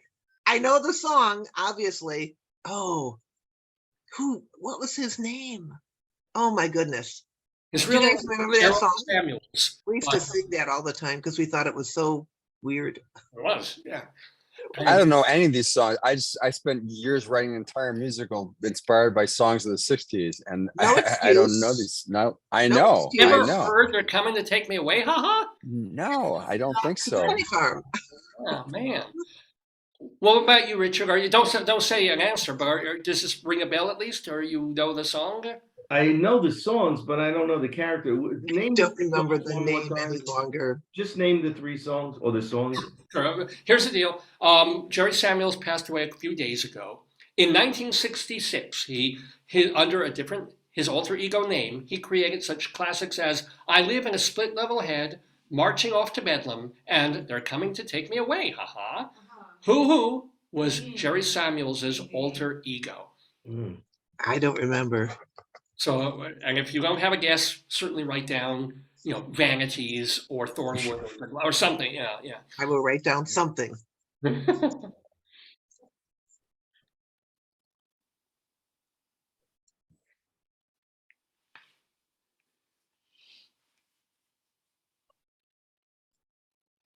On another, somebody died recently. The director Bert I. Gordon, who created all those giant bug movies, the giant spider and the Gia monster. I loved those when I was a kid. I was terrified and I loved them at the same time. I don't think he did the giant ant. I don't think he did that one, but he did the one about. He did the enormous uncle, which was worse. He did the one about the grasshoppers who attacked Chicago. And then Really? there's a big debate in the movie about dropping the bomb on Chicago. And someone's line actually says, you can't drop a nuclear bomb on Chicago. As grasshoppers The mayor who's no, just kidding. Lori, are you happy Lori Lightfoot's going? I mean, was she a disaster or? Oh, Lori Lightfoot did a lot of good things. The city just needs so much, and I just think that the whole crime thing resonated with people. You know, to have somebody who was more tough on crime. So, I mean, people are still afraid to come into downtown Chicago. Wow. Oh yeah. No, but you know, I was in the New Orleans area just about 2 months ago doing a show, and everyone told me, you can't go into New Orleans, you know. It's the murder capital of. Then a few weeks ago, I was in the Baltimore area, and everyone said, you can't go into Baltimore. Oh no, don't do that. So everyone says that about their next major big city. So I'll tell you, I interviewed, not for the show, but this week I interviewed a very well-known pop star that I'm going to be writing, and she's living now in Mexico. And like my first question is, Mexico, you know, have you been kidnapped yet? And she's like, it's propaganda. I mean, you know, you stay away from where the cartel is, and Mexico is magnificent. So anyway. Let me read the question again, and at the end of it, I'll go 3, 2, 1. You hold up your answers to the camera. Here we go. Farewell to musician Jerry Samuels, who passed March 10th at age 84. In 1966, under his alter ego, he created such novelty classics as I Live in a Split-Level Head, Marching Off to Bedlam, and The Deathless, They're Coming to Take Me Away. Ha-ha. Who was Jerry Samuels' alter ego? 3, 2, 1. No idea. I said Dr. Demento. Right. You got Frankenstein there. I think, is that yours there? And David, what do you got there? I said Vanities. Vanities, of course. Vanities at York from March 22nd through 21st to April 22nd. I clearly have. Thank you. I clearly have some gaps in my musical knowledge that I'm. Oh, it's amazing. Shamefully learning about. I mean, this was rap before there was rap. Right. Speaking, it doesn't even rhyme. It's really about cadence. Right. I'll give you a hinty hint. The name is based on that of a true, actual world leader. Mm. Okay. Ooh, yeah. And it isn't Louis, although it has something in common with Marie Antoinette. No. No, but I mean, the French King Louis has something in common with him. Versailles. I don't remember. I know the song. I just don't remember the guy's name. The answer is Napoleon the 14th. Oh, yeah. And only Vicky's kind of sort of nodding. Everybody else is right. Whatever. Your Dr. Demento listening habits have to change, folks. Yeah. I mean, They're Coming to Take Me Away is really, really. I mean, there even was an answer song from Napoleon's Josephine saying, "I'm glad they took you away." Ha ha. So, cool. Anyway, ha ha. Not laughing at all. That we've had a delightful time with these wonderful people in the Daverhood. Vicki. Did you do the tiebreaker? Yeah, that was the tiebreaker. Oh, was the tiebreaker. Vicki, first of all, again, remind us, what shows are you doing this weekend at the Greenhouse? Well, I am leaving the minute we finish here. I am going out to do my game show. Are You Smarter Than Your 8th Grade Nun? At a luncheon for the Archdiocesan Council of Catholic Women. So it should be kind of good. And then because I'm going to be out there, I'm not doing the shows tonight. I have other people doing them, but I'm doing tomorrow. I'm doing Easter Bunny Bingo. But we're doing Easter Bunny Bingo, which is very close to my heart because the world premiere was 3 years ago on March 14th. Oh, We yeah. did the show on the 15th, which was a Sunday. I happened to film it, so I was lucky I filmed it, or I had it filmed. Yeah. And then the world shut down. Yeah. So we did reopen it last year, and now again this year. But so yeah, and people love it. I mean, people like Easter Bunny Bingo because they like bingo, and it's a very Catholic city. So and then we also do late night catechism on Saturday. So that will be tonight. But again, You won't be in late night catechism. Somebody, No, one she's of saying another we- actress. someone else is doing it, right? And I'm out in the suburbs. Right. Well, Vicki Quade, okay, and if you don't go this weekend, of course, her shows are done every weekend out in the greenhouse and in various other places as well. Yeah, I Now, travel all the time. Richard Vetere, you've done the readings of two different. You've done Thornwood and you've done Zaglada. What are you working on, and what can we see of yours at? Well, I just want to say this is published now, Zaguata Dramatic Publishing. So, it's about the arrest of a man in Queens, 90-year-old man who lied on his passport immigration papers when he came to America in 1946 that he was a capo at Buchenwald, and Homeland Security finds him. Actually based loosely on something that happened just a couple of years ago in my old neighborhood. Oh, really? Oh, I didn't know that part. Yeah. No, I knew he was in. I didn't realize it was based on. Yeah. Yeah. Well, anyway, best of luck. And how can people? Who publishes? Is it? It's Dramatic Publishing. There's only like 3 publishing theater publishers now. Yeah. So yeah, Samuel French went to someone else now, right? Concord. And Dramatic Dramatic Play Service, I think, is still around. And Dramatic Publishing, the pandemic, I mean, they're probably #1 now. I have about 12 plays published by them. That's Smith great. and Krauss are gone, right? Smith and Krauss were around for like 10, 15 years. They're not even. Who's that? Smith and Krauss? Oh yeah, Smith and Krauss does publish. I think I have about 5 plays published with them, but mostly one acts. The pandemic really whacked play publishers because actors stopped buying them. I was over at the New Drama Bookstore, and I saw about a quarter of the people I used to see hang out there. Oh, wow. And a lot of plays, I mean, my royalties on my plays kind of diminished because a lot of productions. Luckily, I had a world premiere of this just in September because it was published. So publishing houses are having a hard time. They were doing really well. Young adult plays now are the big things. Yeah. Schools, I What guess. age group? What age Yeah. group? Would that be like high school? High school? I think high school plays are really big. Parents like them doing plays. I mean, they really fill theaters. But it's been tough, man. The pandemic brought us back. Really. I still miss the Fireside Book Club. Remember that, the Stage and Oh Screen my Book God! Club? Yeah. How about that? Everybody in the room is like, Everybody had a nostalgic side. Now, we would love to be at the fireside with David Kirshenbaum because he is going to be, that's a ridiculous segue, but he's got an off-Broadway musical written with Jack Hefner, who wrote the original Vanities. They've revised Vanities. It's a musical. It's at the York Theater over at St. Jean's Theater because they moved, temporarily moved, but it's a long temporary, to St. Jean's Theater over on East 76th Street, and it's running through middle of April. Get your tickets at yorktheatre.org. Are you working on anything else, David, or is right now all your energies? Right now, everything is Vanities. I'm always working on something else. A slight segue. When I was in high school, William Finn came to speak to my high school and was sort of like another mentor figure for me.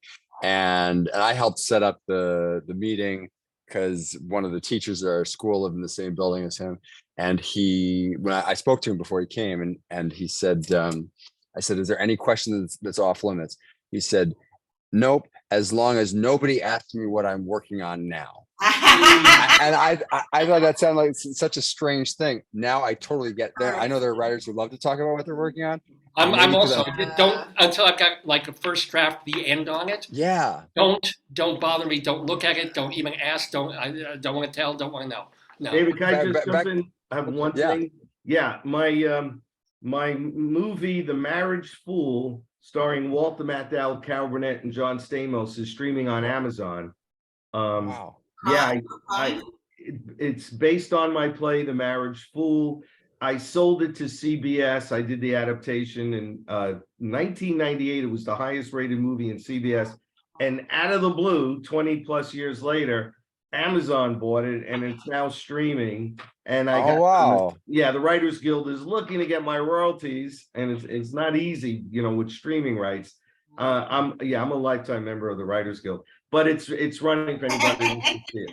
Great. I want to watch that. If you That's have awesome. Amazon Prime, or you can get, I think, Amazon Prime free for a week or two, or $1.99. Get it so you can watch Richard Vetere's movie. With Yeah. I'm sorry, it was the what kind? I forgot the name. Like Cats, Walter Matthau. The Marriage Pool with Walter Matthau, Cal Burnett, and John Stamos. Whoa. That's awesong. This, Chat, and right underneath that, you want the royalties to go back to the writer. that's right, on CBS.com and on Amazon.com. Just review the movie and say, by the way, I watched this. It's worth like 5 cents for my eyes to go directly to Richard Vetere. Absolutely. Well, you guys are all worth $1 million to me here, being in the Daverhood. I want to wish you all tremendous success with everything you guys are working on. I hope to see you all back in the Daverhood, especially David Kirshenbaum, because we lost about 10 minutes through technical. I know the internet was down. But I do want to say, this is having nothing to do with me. I mean, obviously I co-wrote it, but this production is going to be great. Even for people who know the original play, it's a totally different experience. And even for people who know the musical or the cast album, we've written about a third of it, and this production is not. Jack, the book writer, in early rehearsals last week, I texted him. I was like, so what do you think? He said, it's not your grandmother's vanities, and it's really not. It's a whole new thing that I think is going to surprise a lot of people. Oh, please, my grandmother's vanities, they're still in the bathroom where she's there. How do you get tickets? It's yorktheater.org. Are there other ways? Yorktheater.org. I mean, I think Ovation Tix is the ticket partner, but the York Theater website has all the info. Yeah. Is it ER or RE.org? RE. It's thank you, Rabbi Salsal knew that. Also, Yeah, but definitely it's RE. Yeah. So congratulations. Wonderful to have you in the day. Thank you all so much. Success. Everybody, blow kisses and do your usual and happy post St. Patty's Day and happy spring. You too. Like you're saying goodbye to the Queen. Or do the Queen wave. Either one. As I let each of you go individually. Have a great one, guys. Thank you again. Thanks. This is fun. Okay. So sorry, can I let each of you go? I think I can leave. Oh yeah, you can leave. Thank you. Vicki, you are smarter than your 8th grade nun. Well, it is almost 11:45 Eastern Time here in the Daverhood. You've been watching or are watching the Dave's Gone By Facebookio Podcastio Programmio of the stream with me, Dave Lefkowitz, my darling and adorable wife, Joyce. Potato is with us because this is very exciting. I was telling you about this a week or two ago that was really, really deeply upset that the folks... Did it come back? No. Well, no. I want to explain that... Oh, I thought you were talking about the nod to the paper that the stuff came back. No. I wrote to her again. No. Whoa! Look what happened. Your hootenanny fell. Oh, my symbol on the drums. Oh no. That's symbolic. So anyway, we were talking last week or so that Sir Kensington's, a company that is apparently better known for its sauces and mustards, was phasing out its line of ketchup.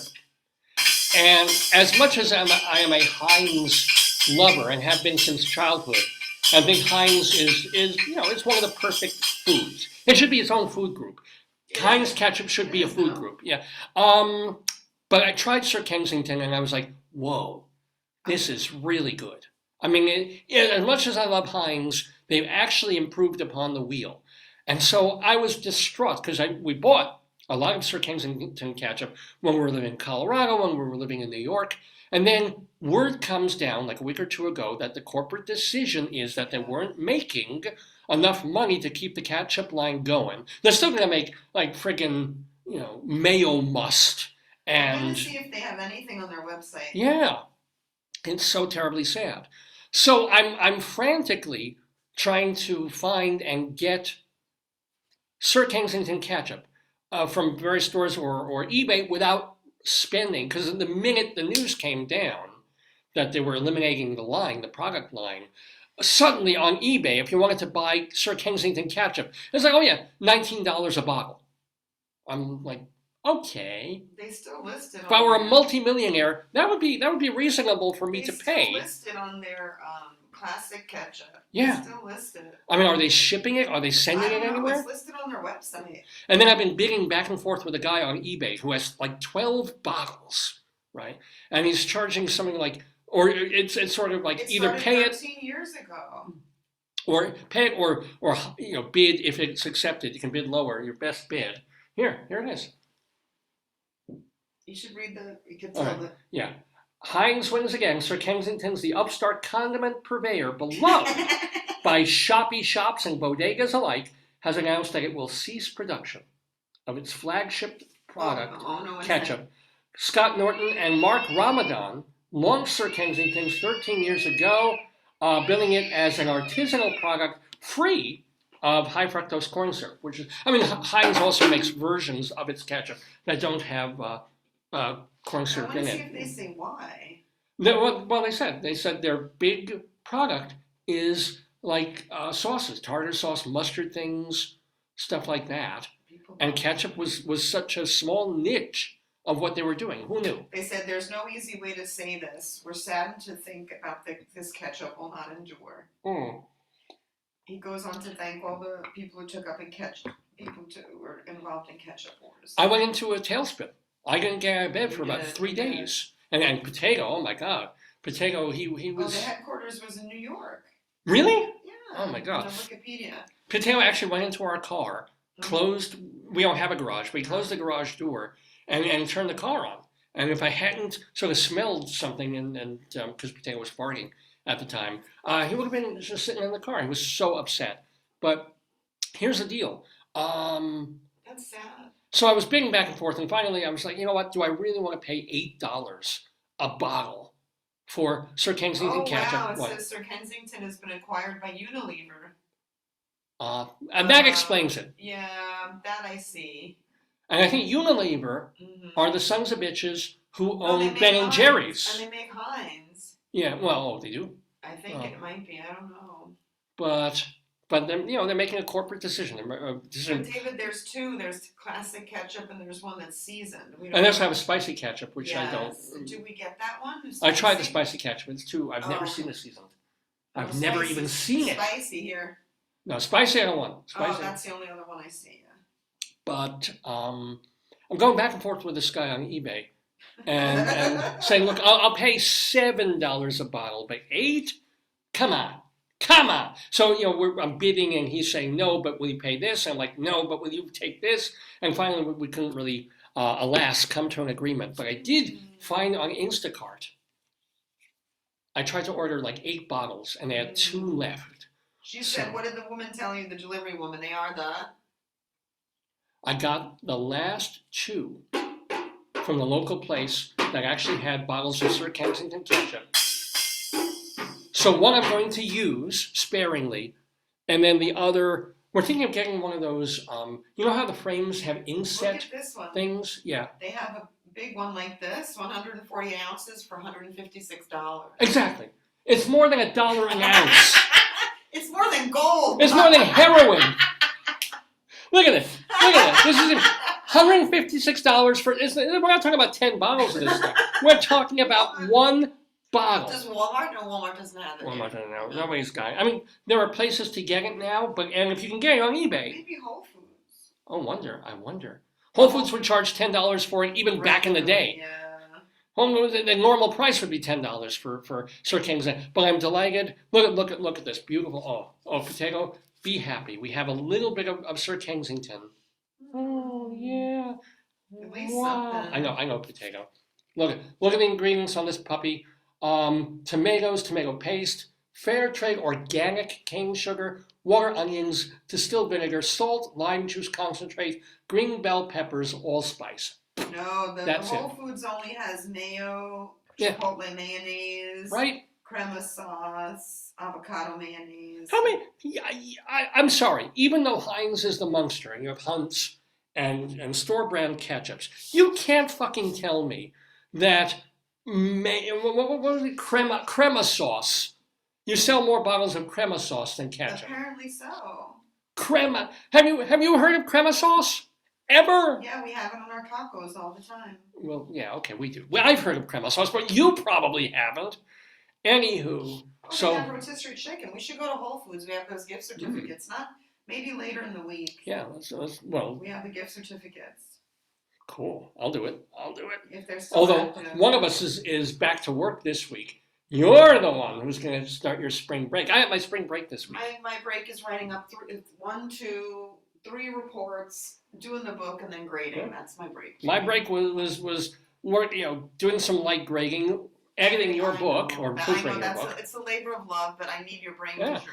And then I did nothing, went nowhere, did nothing. I like that you deleted all of the acknowledgments and put David is the king. Oh, I did do that. I wondered if that was your, I think, did I write king or emperor? I think emperor and king of the world. Yes, like Emperor Penguin. I did. So when Joyce's book comes out in a few months, Few months, yeah. won't It be? takes time. Oh, okay. So it'll be a 2024. It's due in June, but I want to get that sucker out. Get that Yeah. sucker out. But anyway, yeah. So half of, I would say, like a third of my vacation week was spent because it's dense, it's academic. Thank you. It's not like a novel, right? So but it was good to read. But boy, oh boy, I'm like I should be on a beach now with my ties and your ties. We'll go and we'll do something. We'll do something. Maybe this weekend. It's our last. We'll do It's my something. last hurrah before I start teaching again next week. But anyway, at least it should tell you something about my life. That the highlight of my week, Well, besides reading your book, We're waiting to see if there is that Spud Festival out in Maryland. We don't know if it's going to be on this year yet.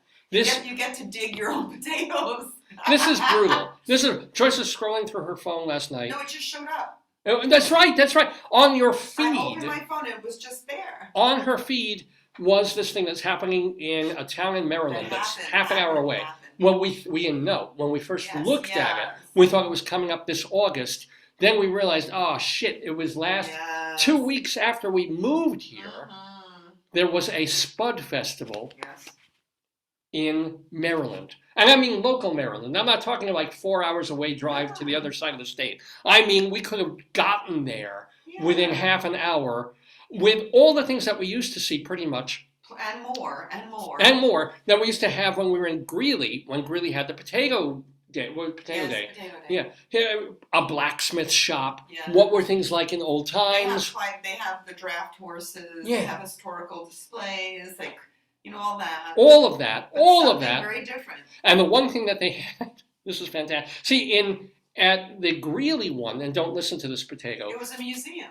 Well, it was part of the Yeah. Greeley Museum was doing it. But what you would get is you would stand online and you would get a free, with your admission payment, a free loaded baked you-know-what with the fixings on it. Tofu. And then you would get to eat that. Here, no. You still can buy one. You can purchase one. No, you can still get a baked you-know-what. But they also allow you, as an adult, they give you a shovel. And a basket, a free basket. A free basket.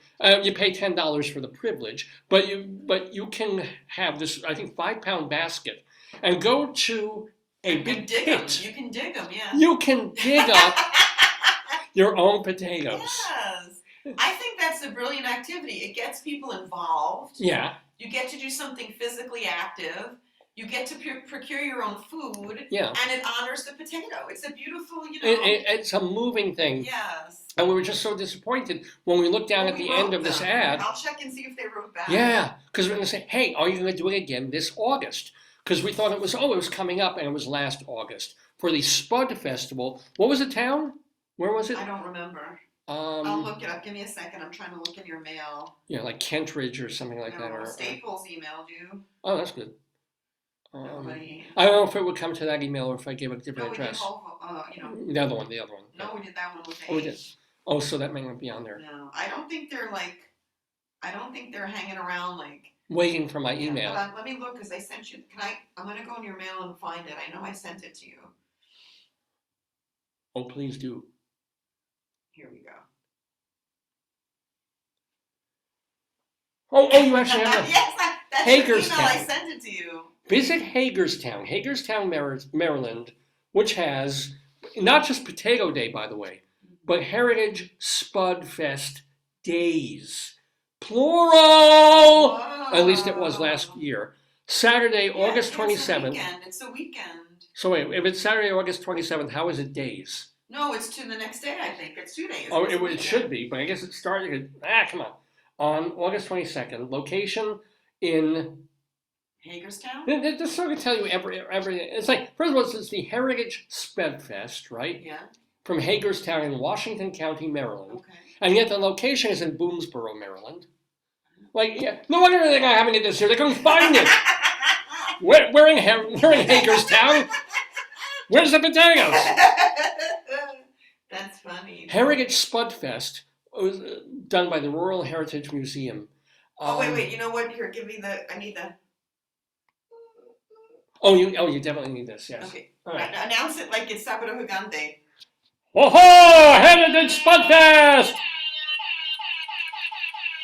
It's the annual event where we remember, this is beautiful, how the potato played an important part of our history in Washington County and still does today. This is a fun family event with a craft show, games, Wow. a flea teak. That's a flea market, but it's a boutique. It's fancy. Cool. Awesome food trucks, funnel cakes, ice cream, kettle corn, old-time demonstrations like blacksmithing and broom making, Oh, great. That sounds like a great time. wooden walking stick carving, Woo! now that sounds like fun, draft horse plowing, which is kind of neat, Mhm. antique stagecoaches and tractor displays, Wow. pollinator palooza, that's kind of a sex tent, it's pretty filthy, and then potato picking contest for kids ages 2 to 10, and a pedal pull contest for ages 5 to 11, I have no idea what that is, Wow. with prizes. And adults, if you want to get dirty too, Woo! and I don't mean your pedal pulling, We need the whistle. you can get out in that potato field and pick your own 5-gallon bucket of freshly harvested potatoes. 5 gallon. Yeah, the fee is $10, and we provide the buckets. That's great. Oh, see website for more details. And by the way, they mentioned free will parking donation. I guess it means if you can pay to park, it's free to park, but you can choose to donate. I would donate because it would help the potatoes, right? Yeah. Well, I mean, we'd be paying $10 for. You don't have to do the bucket. No, well, I have to do the bucket. Yeah, I know. I have to do the bucket. That would be really fun. So And you please, can wear Hagerstown. your potato costume again. If I go to New York and grab it, yeah. Or we can make you the potato with the, Yes. Yeah. Yes. So again, I'm praying that this August, Hagerstown brings this back again. I hope they do it every year. I'm Maybe- sure they will. Why wouldn't they? I don't know. Maybe they do different things in different years, or it's not. Maybe it's. Biannual? Every other year. We'll see. Yeah. We wrote them. We were so busy when we moved here, we wouldn't have even, because we were already teaching at that point. So when it didn't last Oh, you have August. to wait. Sometimes you have to wait, David. You can't just rush to these things. Yes, you can. Oh. Yes, you can. Come on, if you heard that Spudfest was happening in Hagerstown like today at noon, we would Yeah. be there. We could do that. We would could- rent a I mean, helicopter. we could invest in, see if that's something we want to do as a tradition. Yes. Yeah. Yes. Anyway, it is traditional to do this program, Dave's Gone Can I By, ask Saturday you, mornings. What would we do with 5 somethings of potato? Actually, well, 5 pounds of potatoes is what you usually get in the supermarket. It's 5 gallons, David. Give me your phone. I Yeah, want to see yeah. how much 5 gallons is. Here. Okay. I need a visual representation. Actually, 5 gallons would not be a lot. No.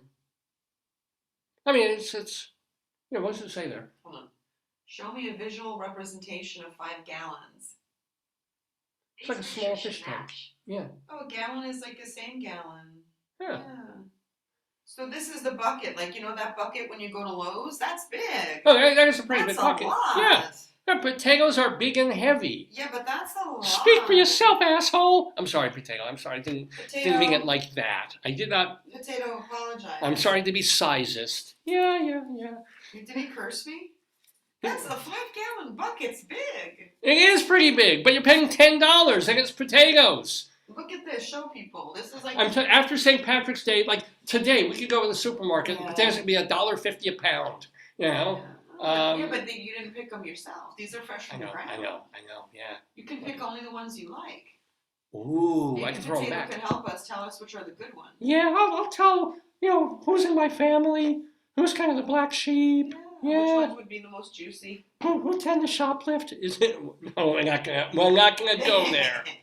Not gonna go there. It's 11 o'clock in the morning, Eastern Time, live on this Saturday, March 18th, 2023, with the 886th episode of this show, Dave's Gone By, with me, Dave Lefkowitz, my wonderful wife, Joyce. We're calling it Put a Kirsch on You, for the wonderful visit of David Kirshenbaum to the Daverhood, chatting with Rabbi Sal Solomon, and then playing the game. Well, we still have Greeley Crimes and Old Times to do. We have our Colorado Limerick of the Damned, and I do want to talk about springtime coming a little bit, and the things we've seen and done in our backyard in relation to this being the very end of winter. So let's get to that after we do our weekly segment based on actual things that are published in this here newspaper, the Greeley Tribune. First of all, for many, many, many months and years, the Tribune published a column in there called Cop Log, which had to do with, phone calls that came into the police dispatch in northern Colorado, in Weld County, from people seeing things happening in their community that they're like, oh my God, I better call the cops on this. Even though it wasn't really dangerous or scary, just weird. Well, the funniest ones were collated and put every week into the pages of the Greeley Tribune newspaper, and we plucked them out because we find them funny too, and share them with you. We also mixed them up with another column that was in the Trib, or is still in the Trib, called 100 Years Ago. And this is where a staff member there for many years, Mike Peters, goes through the newspapers back in 1923 and finds the most weird, ridiculous, funniest things that were, to our modern eyes, that were in the paper 100 years ago. We mixed them up to create a segment that is really based on true things in the newspapers called Greeley Crimes and Old Times.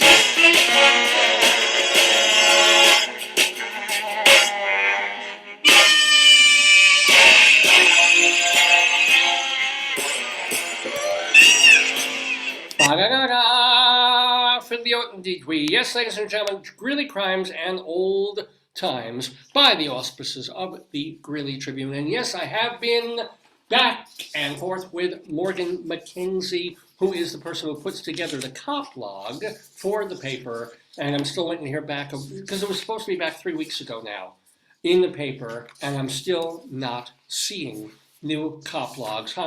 We're down to our last. Can I do it while I'm on the elliptical? Oh, yeah, just if you can bring any, well, give me a noisemaker. Oh, no, I'll take the noisemaker. I don't know Yeah. if I can do it. I'll do it for a few minutes. I gotta do it. Here we go. Okay. So, Jesus. our very last, wait, before you start, a little bit of sadness here Get the for, baby cry. Get the baby cry.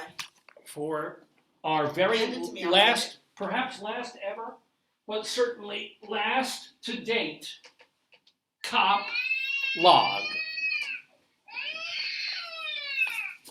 A man on 11th Avenue said he was walking around and ended up in the wrong area because he was scratching his eye and his contact fell out. Yes. This isn't. He called the police because he didn't know where he was. He scratched his eye and his contact lens fell out. Yeah, but I couldn't see you, so if I didn't have my glasses. Well, one assumes he had the other eye. Yeah, but maybe he's blind in that eye. I don't know. And by the way, this is extra funny because this actually happened at 12:30 in the afternoon. So it's not like it was nighttime, he couldn't see the signs or anything. He's literally 12:30 in the afternoon.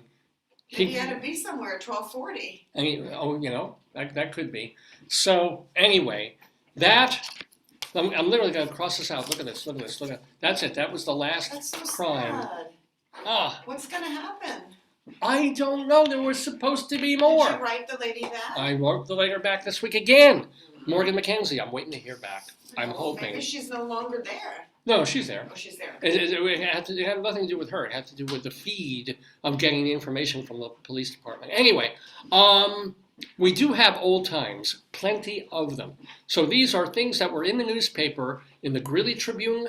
It was called the Greeley Tribune Republican back then, back in 1923, at the First Baptist Church of Eaton. Oh, wait. Hallelujah. The Reverend N.J. Peterson preached a sermon.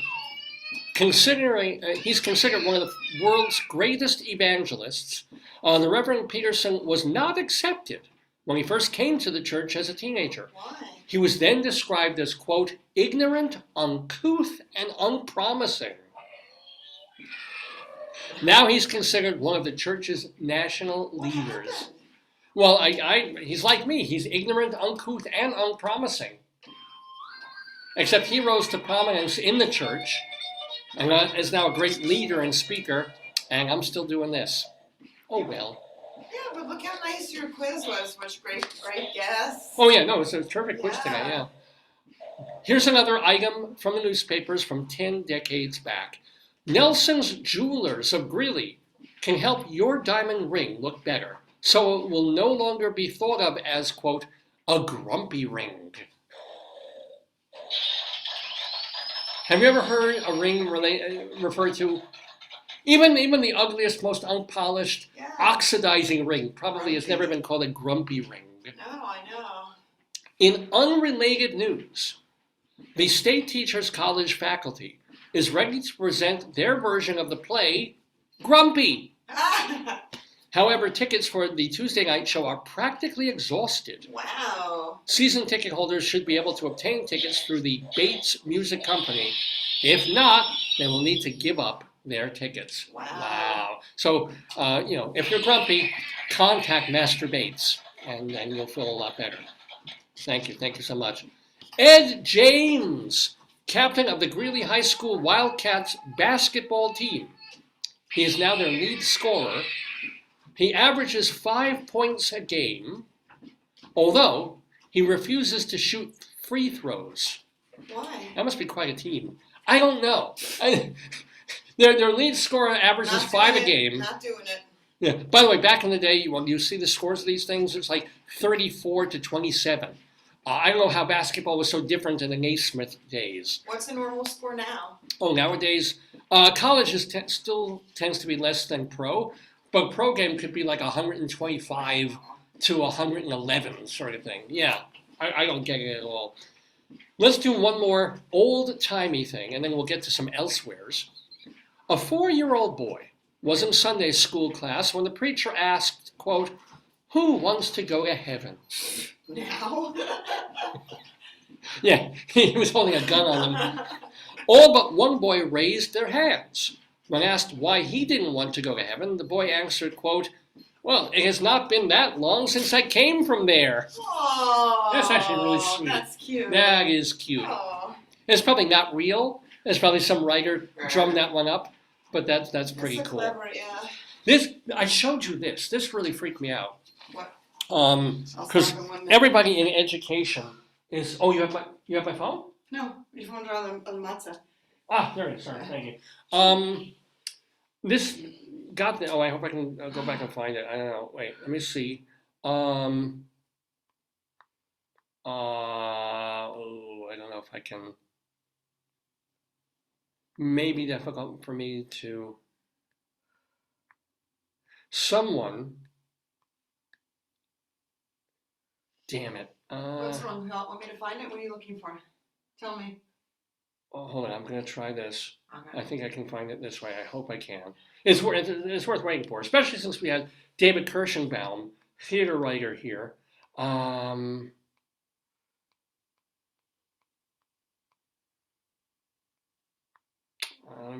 Let me just see if I can. Just give me one moment, What folks. are you looking for, bub? No.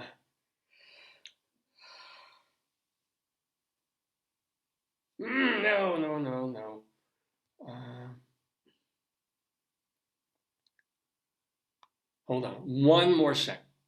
This will be, I know that this is so exciting watching me do this, but let's try this. Ah, yes, okay. This is what every English teacher in high school, college is afraid of, is this thing called Chat GPT, which is artificial intelligence to the point where it's not even artificial anymore. It's no, but really, you know what they're doing? So yeah. I was reading that one librarian on Twitter was saying that an academic gave her a list of sources that he couldn't find. Yeah. And she looked them up and they were artificial fake articles created by ChatGPT. We're still 3 to 5 years away from it being. And there are more of them. There are more engines. I mean, one of the women at school, her husband, I guess, is in IT, and there's a way you can tell if something's written by a machine or person. It's a link. Yeah, but it's going to get. That's the problem. It's going to now. Back in the 1970s, chess grandmasters could still beat the AI intelligent chess thing. By now, you know, then they'll probably win 1 out of every 4 games. That's a good point. It'll So evolve. yeah. So Chat now GPT, which is an artificial intelligence writing program, is at the point that not only can it string together a coherent sentence, not only can it string together an intelligent paragraph, it has irony and subtlety and humor. So someone who wrote to the Broadway bulletin board posting service, All That Chat, wrote from Talking Broadway, said, where was that? Check this out. I instructed ChatGPT versions 3 and 4 to write jokes related to Fiddler on the Roof. Wow. Here are some of my. So this is someone who's saying, here's some information about Fiddler on the Roof, the musical. You know it because you're a chat thing. It's in your wiki history. Yeah. Write jokes, and it came out with jokes, and they're legitimately amusing. Wow. 1. Huddle tells her family that she's in love with a revolutionary named Perchik. Tabia responds, a revolutionary? What does he want to revolutionize? Huddle says, he wants to change the world, Papa. Tabia replies, well, that's nice, but can he change a diaper? Wow. Okay. I'm sorry. Thank you. Okay. Which is very, it's like profound almost. Yeah, and it's perfect for their world too. Because well, Huddle doesn't have the baby. Seidel does, but it's still. the idea of like revolutionaries, but can you do the day-to-day to live? Yeah. There's another one. All right. The rabbi is giving a sermon about the importance of tradition. Perchik disagrees, saying, quote, this is genius, tradition is just peer pressure from dead people. Think about that. I mean, I found that profound. Yeah, Tradition is just peer pressure from dead people. Yeah, it's how people with dementia speak, yeah. I don't know if ChatGPT came up with that or grabbed someone else thought of that years ago in another context, but I mean, which it is.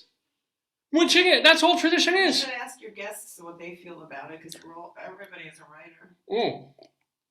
Well, writer and certainly teachers. We're all afraid of not being able to know when we assign an assignment to a decent writer if they're really them. That's the only good thing about having students who are not good, who have grammar problems, is you can tell it's them. If they're decent and they know decent grammar and stuff, it's going to get almost impossible to tell what's Chat GPT from a real person. Knock, knock. Who's there? Tevye. Tevye who? Tevye the milkman. If I were a rich man, I'd have someone else knock at the door for me. See, that's the inside fiddler joke, because Tevye, if I were a rich man. Yeah. Okay. Why did the fiddler refuse to play, why did the fiddler refuse to play Sunrise Sunset? Why? Because he didn't want to play favorites. It's reaching. It's going beyond Anatevka now. And apparently... Bless you. Bless you, honey. Bless you. Apparently there were some more. These were groaners, but some were quite thoughtful. Email me if you want more. I may have to email this particular guy for the Broadway Maven. That's his moniker. But think about that. Let me say, these are the level of jokes in 2023 that are created. I mean, as a writer, I'm as somebody who does journal articles, books, all that stuff. I mean, that's why I'd like to know what your writers say, because we're going to be in a very different place. Oh my God, it's gonna. I think I even mentioned this to one of my classes this year already. I said, fast forward 10 years, I won't be here. There's going to be a computer teaching you. Yes. And it's going to be teaching you how to program your machines to write the essays. So your essays are going to be submitted by machine. They're going to be graded by machines. And then it's just going to calculate how well the machines are doing. It's not going to be robots talking to robots. I don't know what people will be up to. We'll probably have... it's called Generative Pre-trained Transformer. That's GPT. Oh, God. Yeah. I'm glad they have the... no, it's not an acronym. It's an abbreviation. We learned that yesterday from QI. There's a difference. An acronym means it's going to sound like something. How it works. It says... Wow, it chooses a word with a high score, moves on to the next. I mean, in academia, there's still a lot of debate. Yeah. And actually, it's not an abbreviation. It's an initialization. Yes. That was the thing. There's so three things. The last part is. Yeah. So GPT, if you haven't heard of it, you will. And so everybody's really smug about it now on the high levels of learning. Is you can tell.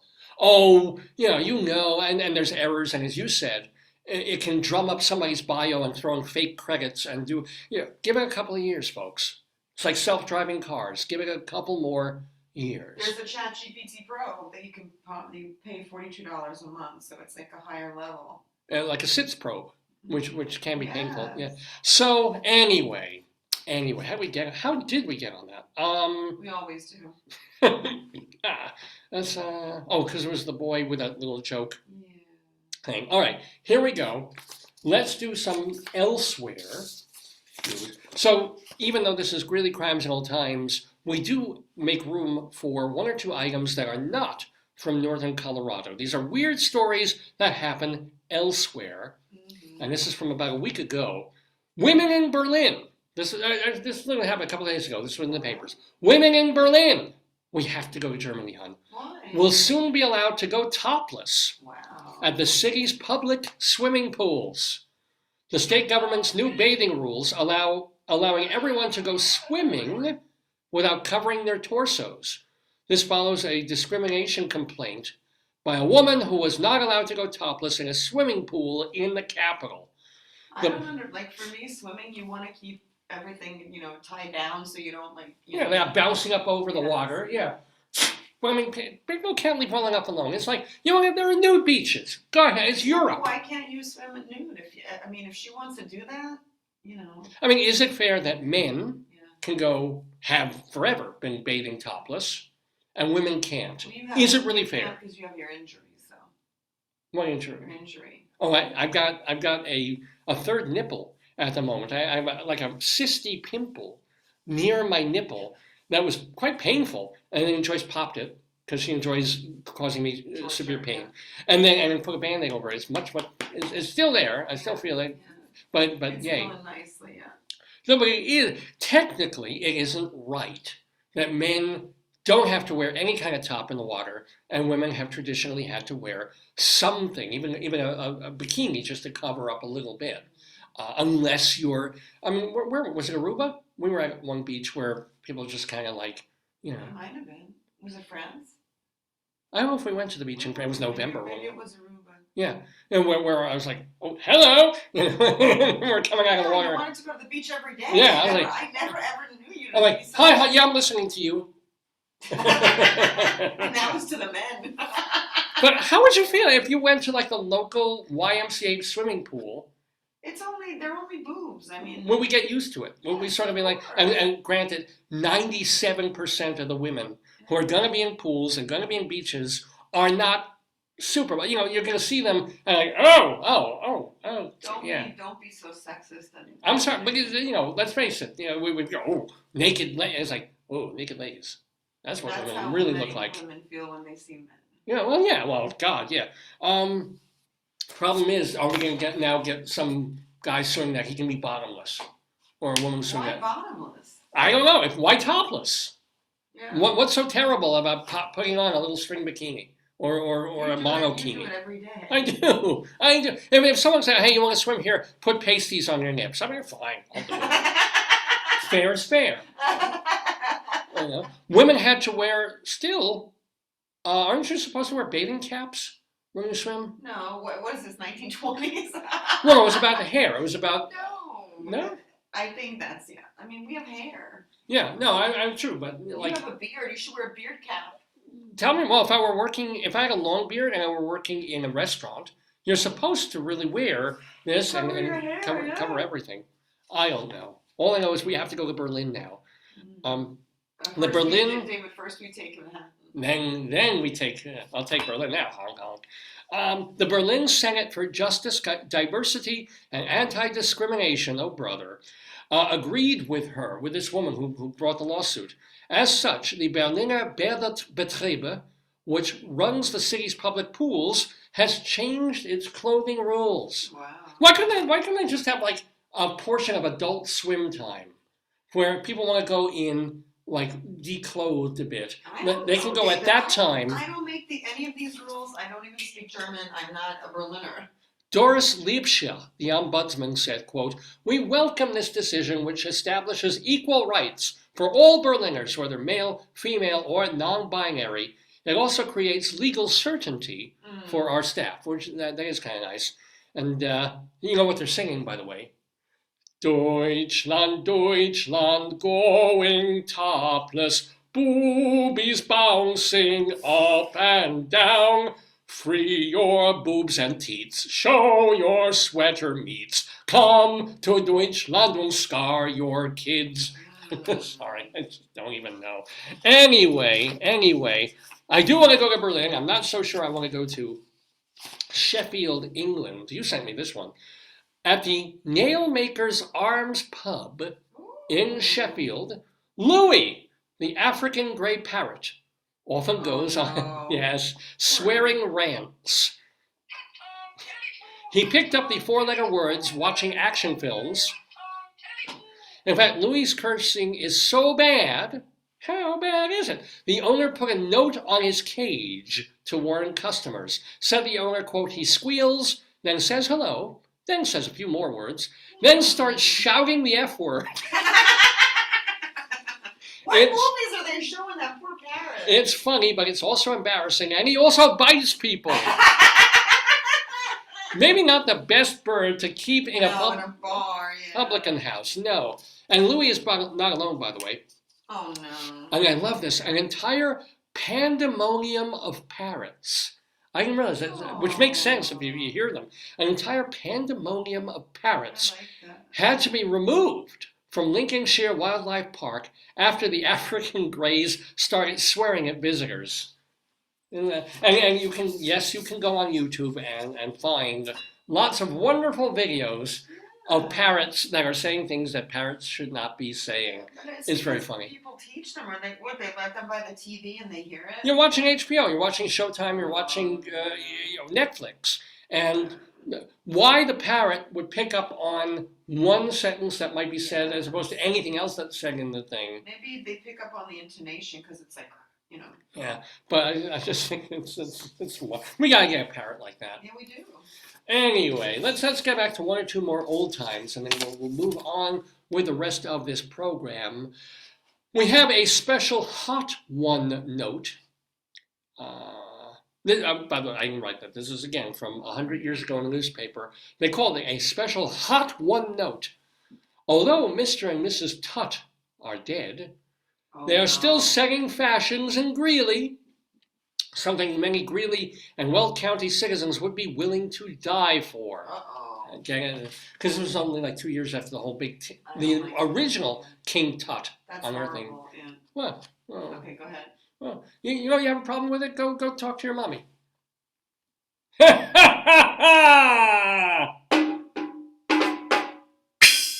Did you know I just wrote a song about a mummy? It's a rap. Okay, sorry. Any more ChatGPT? Let's see what else we got here.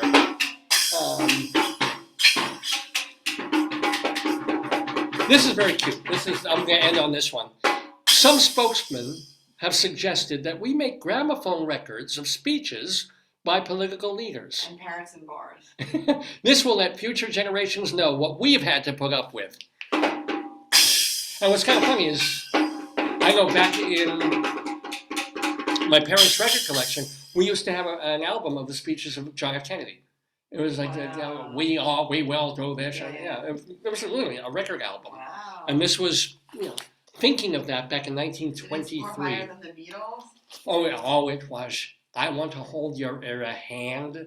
Safeway wants you to come in and get some fried chicken. Come in and get some fried chicken, because ask not what your chicken can do for you, but what your chicken can do for your country. And that, my friends, is, I have no idea. Greeley Crimes and Old Times. Mr. Horace Greeley was no fool. I'm sure that you'll agree with me that Greeley was no fool. But he is getting at his neck. Mr. Greeley was no fool. Yippee-yi, yippee-yi, yippee-yi, yi-yi, yippee-yi, yippee-yi, yippee-yi. Yes, ladies and gentlemen, Greeley Crimes and Old Times here on Dave's Gone By. It's almost 11:30, live on this Saturday, March 18th, 2023. I'm Dave Lefkowitz. It's our 886th episode of the show. And day after St. Patrick's Day, 3 days before spring. Wow. So, yeah, Joyce and I have been kind of, not weather obsessed, but timing obsessed, because it's been winter. And in terms of winters, we could not, this is one of the mildest, mellowest winters we've ever had. Yeah. Next year could be completely different, for sure. We're only living 200 miles from New York City, and from Long Island. So the whole Northeast really, in that section of the Northeast, can't complain. And we here in Maryland, it's just like we saw just this past week, after I said we had no snow at all, we got just enough snow that you looked out on the rooftop of local houses and buildings for about half an hour. And some snow came down in the morning, just enough to coat the rooftop very lightly. And then an hour later it was gone. And that is the extent of snow that we have had this entire winter. We're still, Maryland is sort of borderline south, but we're still kind of northeast-ish. Now, where are you going with this weather spiel? Well, because even though it was one of the best winters you could ever imagine, and I think I told the story even that in early to mid-December, I was freaking out because we moved into this new house and we didn't have a snow shovel. And I was like, how that? You love your snow shovel. What happens if we get a snowstorm? Right, I'm not going to have a shovel, and I won't be able to get the car out to go get a shovel, and I don't want to pay. It literally would cost like $75 to have someone shovel our walking or back walking. So I'm like, gotta get a shovel. Ran over to the local Lowe's, and it's just like the next day, it's like, this is ridiculous. It's like December 12th. And I don't have a shovel yet. We got lucky. We haven't gotten any snow. And I'm handling a shovel. I'm grabbing this one. There weren't as many choices as I wanted. I wanted to have 10 shovels to choose from to pick the right one. But I was like, all right, this one's fine. It's inexpensive. Grabbed it. Put it in our, not our shed, but our little room where we have... Our utility area. Yeah, where we keep our garbage, essentially. We have an indoor place for our garbage outside, and put it in there. I was like, my heart stopped beating fast. I was like, okay, we're ready. I got a shovel. And wouldn't you know, between December and now, 3 months, January, February, March, nothing remotely to shovel. The most annoyance I've had this winter is when I was teaching in the mornings about 12 miles away. I have to get out of the house at about 7 in the morning, and there would be frost on the car. I would have to turn on the car, have it defrost, do the scraper thing. But that was all I've ever had to worry about. So if I talk about the arrival of spring and how excited we are about that, it is with the absolute proviso that this winter I could live with all year round. It was fine. It was lovely. Yeah. And believe me, I miss the weather in Colorado. I miss the mountains, I miss the air, I miss the feeling of Colorado, and yet I have nothing to complain about in terms of staying the winter here. I'm just saying. I was like, whoa, So the thing was We want. What? Here's the you have been following, if you've been watching the show, Joyce and my continuing issues with the bird feeder that we have in our backyard, right? Because we love birds. Oh, we have to fill it up. I'm Yeah. glad you said that. We want Where did birds. you put the bird seed? I should be in the downstairs room Like the where laundry the room? pantry, yeah, Okay, laundry yeah. room. So we want birds. We love birds. We want to see, but not so much pigeons, perhaps. Certainly don't love pigeons the way Nikola Tesla loved pigeons. Nobody Oh, does. no, wait, okay. But or Terry Malloy on the waterfront. But we want sparrows. I'm And gonna see what kind junco- of condition that is when you're in love with the bird. Junco birds and robins we get. And we don't really see orioles for some insane reason. We're in Baltimore County. I've never seen a friggin' oriole. But we've seen all this beautiful, little, adorable, wonderful bird. And cardinals. We have a cardinal nest. And I saw a blue jay yesterday. It's like, yes. And so we want all these tiny little birds to feast and have fun and come to our backyard. The problem is, as anybody who knows, or who has a bird feeder knows, is you have to deal with the squirrels. Ornithopile. I'm sorry, what? Ornithopile? Or that makes sense. Ortho, right? Like ornithography or ornithophile. Makes sense. So, and so we had the bird feeder, this old one that came with the house, and it was wonderful watching the birds. And then the squirrels are at it. First, the squirrels are under it to get the seed that falls down. And then the squirrels climb on top of it to try and duke their way in it like the birds do. And then at a certain point, the squirrels get the top off and start demolishing the plastic and destroying the fucking thing. Right? And you literally see the squirrel upside down They in shoot it. through the side. Yeah, they did that too. They're ruined. They destroy like a 10-year-old beautiful It's still bird there. feeder. We don't know. It could have been just last year. We don't know. What do you mean? We don't know how long that's been there. Oh, it could have been a relative. Maybe they destroy it every year. I believe Everybody's, yeah. This is what I would believe personally. And even if you keep it away from things where the squirrels can climb on top of branches and get, it doesn't matter. They can climb up the pole. They figure out how. Squirrels are smart, even though they're evil. Yeah. Right. So we're trying to figure out, hey, how do we feed birds, but not feed evil squirrels that are going to keep the birds away and just take all the food for themselves, right?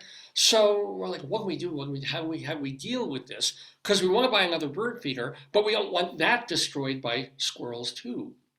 So I was looking up what to do, and they said one of the things that you can do Here. that squirrels don't like, yeah, Yeah, I gotta fix it. is you can change the seed to a kind of seed that squirrels will be put off by. A thistly, spiky sort of seed they don't Say dig. more.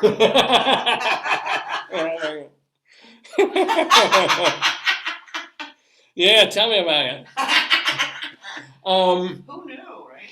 But they also say, and I read this before, that if you mix the seed, and they make seeds like this, with like hot peppery little nuggety things, like the seeds of peppers, they don't like that. There's capsaicin. They don't like the thing you put on pizza. They don't like that. Yeah, I like it. I like a little bit of heat. Yeah. Squirrels, no, the smell of it, they don't like the capsaicin. But birds, I guess they don't have noses or something. They don't. No, it's only for mammals. Yeah, it keeps away the mammals. Birds don't taste it. Birds have no problem with seeds from peppers and things. Like they can eat it. It could be like the great Quetzalcoatl pepper that melted Homer's face in The Simpsons. Birds, no problem. They're like, oh, that's great. I like it. So we go to like a pet store place, and instead of spending like $3 for a giant bag of bird seed, we spend like $12 for a bag of bird seed. But it's all mixed in with hot, peppery sort of stuff. So we figure, aha, we pour this in the bird feeder, Look at this. and squirrels will just leave it alone. Okay. Oh, here we go. There it is. Evil You were squirrel. also going to get the squirrels away with that.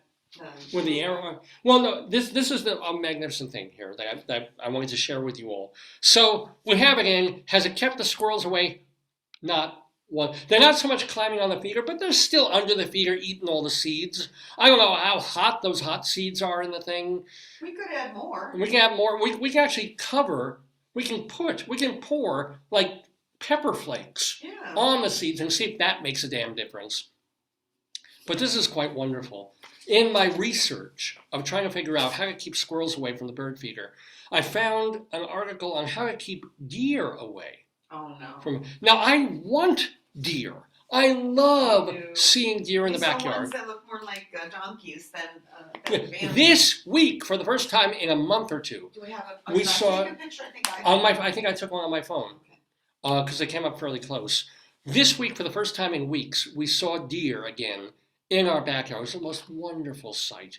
And I think they were different from the ones we had back last summer when they were roaming around. Because they would come early morning into our yard. The deer come in, here they are. This is real. This is a real picture I took with my phone just about like 4 or 5 days ago.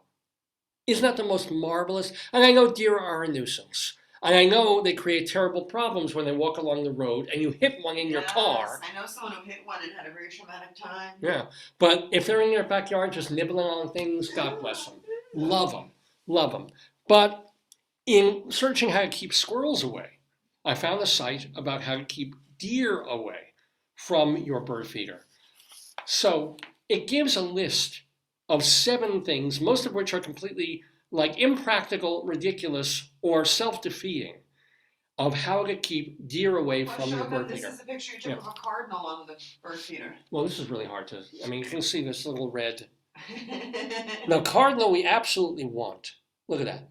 That little red, that is a cardinal on our, he's on the new bird feeder. That's the new one we bought. And there was a blue jay there yesterday. That It's the one first I blue don't jay I know, saw. see, yeah. So, deer are nocturnal and mostly visit feeders under cover of darkness. Really? So it says, this is review. Okay, we're learning. So you can't be patrolling 24/7. What do? 1 is a list of these ways to avoid deer in your bird feeder. One way to solve a deer problem is to bring the feeders inside each evening. You know, because that is so convenient. Because we have the time in our lives to run out every single day, take the feeders in, put them somehow so that this excess seed doesn't spill out somewhere, Oh, God. and then bring them out the next day, which is actually the most sensible thing. If deer were only nocturnal. And again, we're also trying to find a way to keep squirrels away. And I don't want to keep deer away from them. Deer are welcome to be near the bird feeder seeds. God bless them. Recommendation number 2, keep the ground clean. Keep What bird does that seed mean? From falling on the How ground. can you do that? Like, what do you How get, the like a magnet? Do you have a handy vac? I mean, what the hell are you supposed to do? You know, and they sort of explain it. They say try feeders that have a lip or that force the birds to go inside to eat, Oh. or put out just enough seed for the birds to have during the day, like we can judge. Like, you know, isn't that just as annoying as taking the feeder away? You just put in just enough seed that you know the birds are going to eat that day, and then they'll eat it all away. There won't be any more, and it's like, okay, sure. They get weirder. Hang your bird feeder high to stop the deer, 7 or 8 feet off the ground. Oh my lord! How This- can you? Yeah, yeah. but because birds could still reach it. That makes sense. So Birds the birds can- could fly right. up there, but you know that pole. Yeah, and it goes on to say, quote, there's all quotes here. Okay. Now, implementing this is tricky because Yes. if the feeders are too high for a deer, they're also too high for you. Yes, that's. This is the most wonderfully retarded article ever. I love it.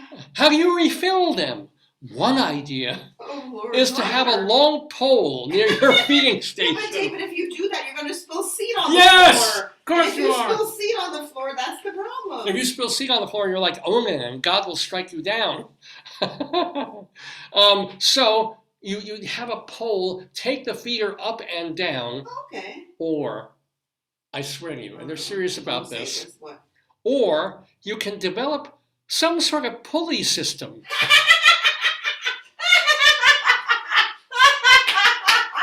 David, this is not like you're not building an architectural wonder. It's a bird feeder. I know. This is scary. The system adjusts Where the are they writing height this of the stuff? feeders. Yeah. Where are they writing this stuff? Of course, and by the way, this is from birdwatchinghq.com. Keep-deer-away / I'm telling you. So they say, yes, you can develop a pulley system to adjust the feeder's heights. Of course, even if your feeder is too high to reach, Yeah, quote, yeah. a deer might just knock over the pole. There, so why would you do that? I know! It's, I know! Yeah, that seems to. These people are like Tesla with that little white bird. Yeah. This is genius. Number 4. This is actually the real one. This is one I use for squirrels. Use seeds that deer don't like. Yes. Unfortunately, Yeah. deer aren't picky. No, but deers are mammals, so they don't want the hot. They won't Yeah. want the hot seed, right? They're herbivores who eat pretty much any seed or plant available. However, the thistle-like Niger seed. Where am I gonna get that? Well, no, you can get that. It's Oh, a- you. yeah, birds. Niger seed is too small for them to enjoy. Meanwhile, goldfinches love Niger seed. And both deer and squirrels find safflower seeds bitter. Deer also dislike the capsaicin found in hot peppers, especially because their taste and smell is much stronger than humans. So I'm hoping we're not keeping the deer away, because it's certainly doing nothing to keep away the squirrels by using the capsaicin seeds in our feeder. Here's another one, dear. Use smell Oh, to no. keep deer Somebody away. told me urine. Someone told me urine. Some kind of urine. Let's do that! No. That you have to buy like wolf urine or Oh, something. but yeah, It's but a bear urine. It's another animal Makes that scares sense. the deer. well, and sure. They If smell they it, feel run. a bear's gonna be around there, but I don't get it. yeah, no. I mean, no. I'm not gonna have a urine smell around my I yard. know. It goes from bad to worse, right? Deer avoid artificial scents and perfumes too. Stuff a bar of scented soap or a perfume-sprayed handkerchief. Oh, that's why we got that spray for the bees. Yellow jacks don't like rosemary. I don't like it either. That's the problem. Yeah. You put these things into a nylon stocking Yes. and you hang it on or Yeah. near the feeder. Because that's going to look really nice. Yeah. When you look outside, you see a nylon stocking filled with soap shards. I mean, Oh, isn't that attractive? It's like maybe we could get some Girl Scouts to make like mess of them. they also say you can even better than like the Irish Spring soap and Yeah. you can use human scent. Oh, Take hair from your hairbrush, we got a lot of that. put it in a nylon stocking, and hang it on your feeder. We got a lot of that. And invite your neighbors. Like, imagine having a beautiful summer garden with flowers and fountains and lawn decorations. And then like a cannibalistic head. Like, It's, hey, what's that? Oh, I'm keeping deer away, so I stuffed my pubes into a do-rag. It's just hanging there. I love it. They do say, this is clever, you can use a repellent. You can plant chives and onions and prickly plants like holly, which deer don't like, or just buy deer repellent. But I don't want to repel deer, I want to repel squirrels. that's a lot. And this is the greatest, this is the most genius one of all. This I absolutely love. You can use motion-activated sounds or lights. Place an alarm on your feeder pole. Why would you do that? And they like wrote, at 3 a.m. when they wake up and the deer are there, you're gonna why would you do that? they said, trust me, these sonic alarms are extremely loud and should scare away a deer. Because who doesn't want a car alarm going off 5 times a night every time an animal That's walks really by? peaceful. It's like, oh, it's like tweet, tweet, tweet, tweet, tweet. Your neighbors will love you. I don't think you're allowed to do that. This is I'm telling you, this is all from a website called birdwatchinghq.com. Keep deer away. How to deter deer from your bird feeder. Wow. That's not bueno. And it's the last thing I want to do. I want deer, I just don't want freaking squirrels. And the hot seeds so far are not really. What if we took the seeds and just coated them in Cholula Why sauce? would we do this? Well, that'll keep away. Maybe the birds won't mind the sauce. No, I think let's just go with the bird stuff we have. Let's not I go don't know. crazy. I will not go crazy. Anyway, that's the point of the show. We go crazy here on Dave's Gone Isn't it By. 18? Today is March 18th, 2023. It is our 886th episode of Dave's Gone By, which, by the way, if you want to watch or listen to any of our older episodes, we have almost all of them saved as either MP4 files or MP3s, you can listen to them and watch them for free by going to our website, davesgoneby.com. davesgoneby.com. We even have a separate archive of interviews with all the people who've been on this show. So in a day or two, if you're looking for the David Kirshenbaum interview that we did just today, and you don't want to scroll through the whole show, we'll have it separated out, and you can watch just the Kirshenbaum interview, davesgoneby.com. We also put our archives up at archive.org, which is a not-for-profit website devoted to archiving art and literature and culture from the last thousands of years. And we have a channel there, the Dave's Gone By channel. We also have a channel on castbox.fm, which is a place where you can download just the audio of our programs. Let's say you're on the go, we're technically still a radio show. So, we're not we're not right now on the radio, even though we're on air, we're a podcast, but it's an auditory stimulating sort of a program rather than visual, because I've got a face for podcasting. So here's the deal. You have a beautiful shirt. Well, thank you. Yeah, Fancy. for spring. Fancy. Yeah. Fancy. Work it. Fancy. No, just go like this. Fancy. That's my itchy third nipple. Fancy. Yeah. Strut. Thank you. So anyway, castbox.fm is where you can download audio of all our programs, really going back to the very first one. We even have a YouTube channel where all our shows are. Well, they blocked a couple of shows because of copyright when we used to play music. Now you can watch and listen to our shows also on YouTube.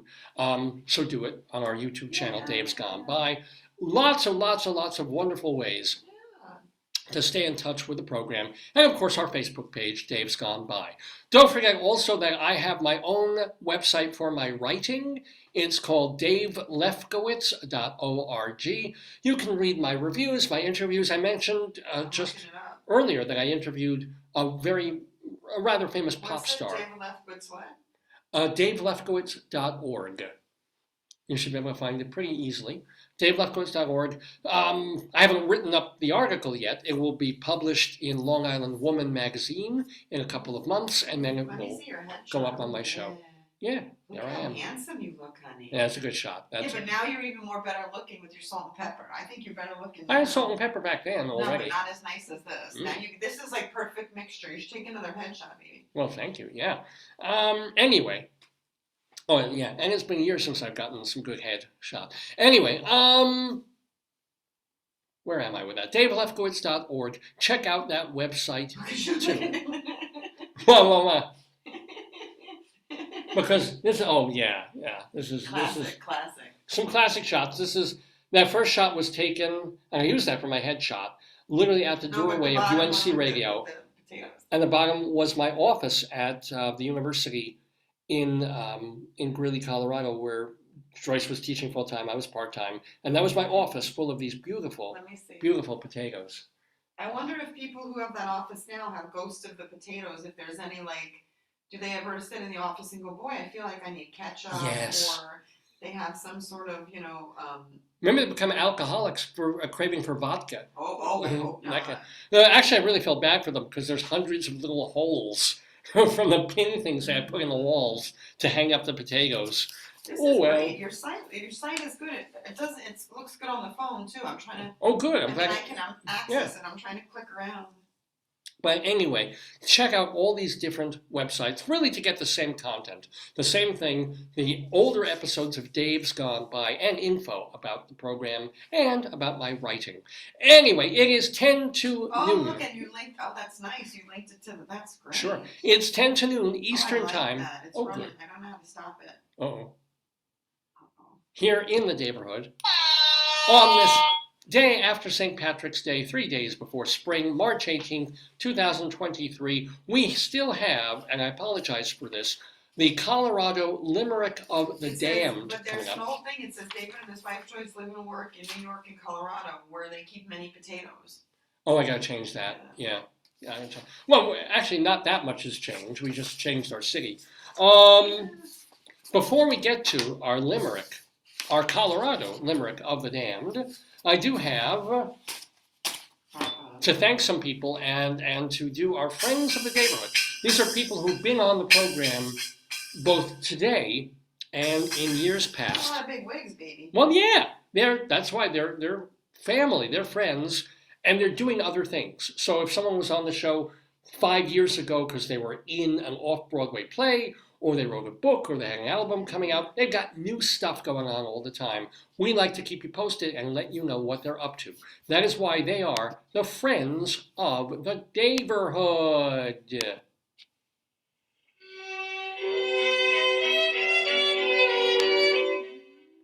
Well, first of all, gotta, again, thank so much to composer-lyricist David Kirshenbaum for being in the Daverhood this week. We're playing the Today, Yesterday trivia quiz. Everybody go see his off-Broadway musical, co-written with Jack Hefner. It's Vanities. Vanities, the musical, being done by the York Theatre Company at their space now in St. Jean's Theatre on East 76th Street. Get your tickets at York Theatre, Theatre, yorktheatre.org is playing now through the middle. Well, actually, it is not playing this weekend, sorry. It starts middle of this week and plays through the middle of April from the York Theatre. Congratulations to David Kirshenbaum, really cool guy on that. Also, as we've said, Vicki Quade in the Daverhood, she's running around the suburbs doing different shows this weekend, but of course her shows, Easter Bunny Bingo, Are You Smarter Than Your 8th Grade Nun, and Late Night Catechism. You can see them all at the Greenhouse Theater in Chicago if you're over there. So go see these shows. And then also have to give a shout out to, why am I blanking? Oh, and to Richard Vetere. Yeah. Richard Vetere, his play Zaglada, which had a reading a couple of weeks ago, is now officially published by Drama's Play Service. Get a copy of it, give it a read. Maybe if you own a theater company, produce it. Yeah. You know, I also say go to davelefkowitz.org and produce one of my plays, please. But hey, yeah, Richard Vetere, definitely a busy guy writing more and more plays. Plus, you can see his movie, The Marrying Fool, that he did for CBS like 20, 30 years ago. It's on Amazon Prime, so go looking for it and give it a watch. It stars Walter Matthau and Carol Burnett and John Stamos. Well, nobody knew who he was. So we just mentioned him today. He's in the yeah. So anyway, thank you to Richard. Oh, and thank you also very, very much to Richard Hillman, whose press office helped set up the interview with David Kirshenbaum. Also, let's talk about folks who've been on this show in the past. What are they up to? For example, Marilyn May. Marilyn May, she just had a profile in the New York Times, right, this past week. And on Friday, she will be, maybe it was yesterday, I'm guessing maybe it was yesterday, rather than next Friday. But check your calendars. She's playing with the New York Pops at Carnegie Hall. Marilyn May is 95 years old. Awesome. Didn't we see her in that tribute to the American Songbook? I'm sure we did. Yeah. Yeah, and I actually saw her, I think, at a club that no longer exists. Saw her a few years ago. When I thought, oh, I better go see Marilyn May. It's like my last chance. She was like 90, right? And no, it was late 80s at that point. Wow. So yay. She's at Carnegie Hall for friggin' sake with the Pops, Marilyn May. Peter Noon of Herman's Hermits is going to be this Sunday night, tomorrow, is going to be at Suffolk Theater in Patchogue, New York. Go see him. And Karen Mason, the Broadway and cabaret star, she will be at Birdland on Monday, the 20th. Marcus Goldhaber, he will be at Pangea. That's another New York club. That is on the 22nd. Playing now through, let's see what, oh, wow. So you just have today and tomorrow, your last chances to catch the new musical Hercules by Alan Menken with David Zippel. That is at the Paper Mill Playhouse in Millburn, New Jersey. Now through March 26th, off-Broadway at Theater for the New City, see Ishmael Reed's new play, The Conductor, which is directed by his wife, Carla Blank. They were both on the show.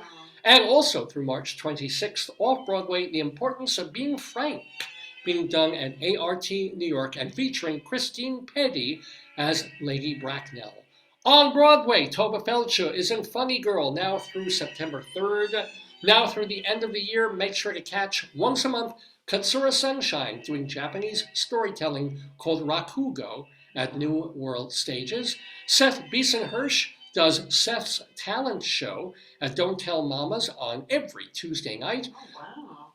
And let's see, through an open run on Friday evenings from 6 to 8 p.m., Katie Sullivan is at the Algonquin. You are so busy. I know, right? Eric Comstock and Barbara Fasano, they do their show Saturday nights at Birdland. Get your tickets at birdlandjazz.com. Lilius White is on Broadway in Hadestown at the Walter Kerr Theater. Alan Menken, we have him again. His music is in Aladdin at the New Amsterdam Theater, and of course in Little Shop of Horrors at the West Side Theater.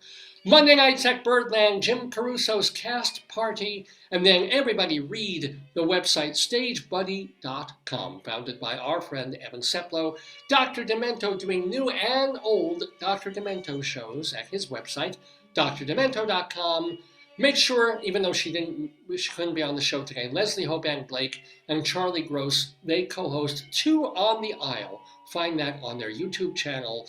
And those, my friends, are the friends. Oh, and David Sheward, read him in theaterlife.com, culturaldaily.com, and his blog, The David Desk. And those, my friends, are the friends of the Daverhood.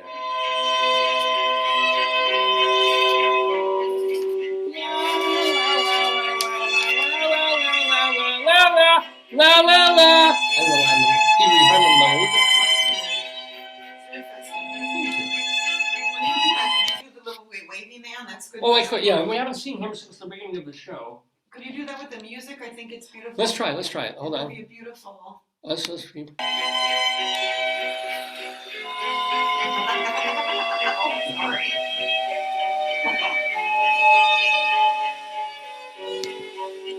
Whoa, look at him go. Yeah, baby. He likes you. Come on. There we go.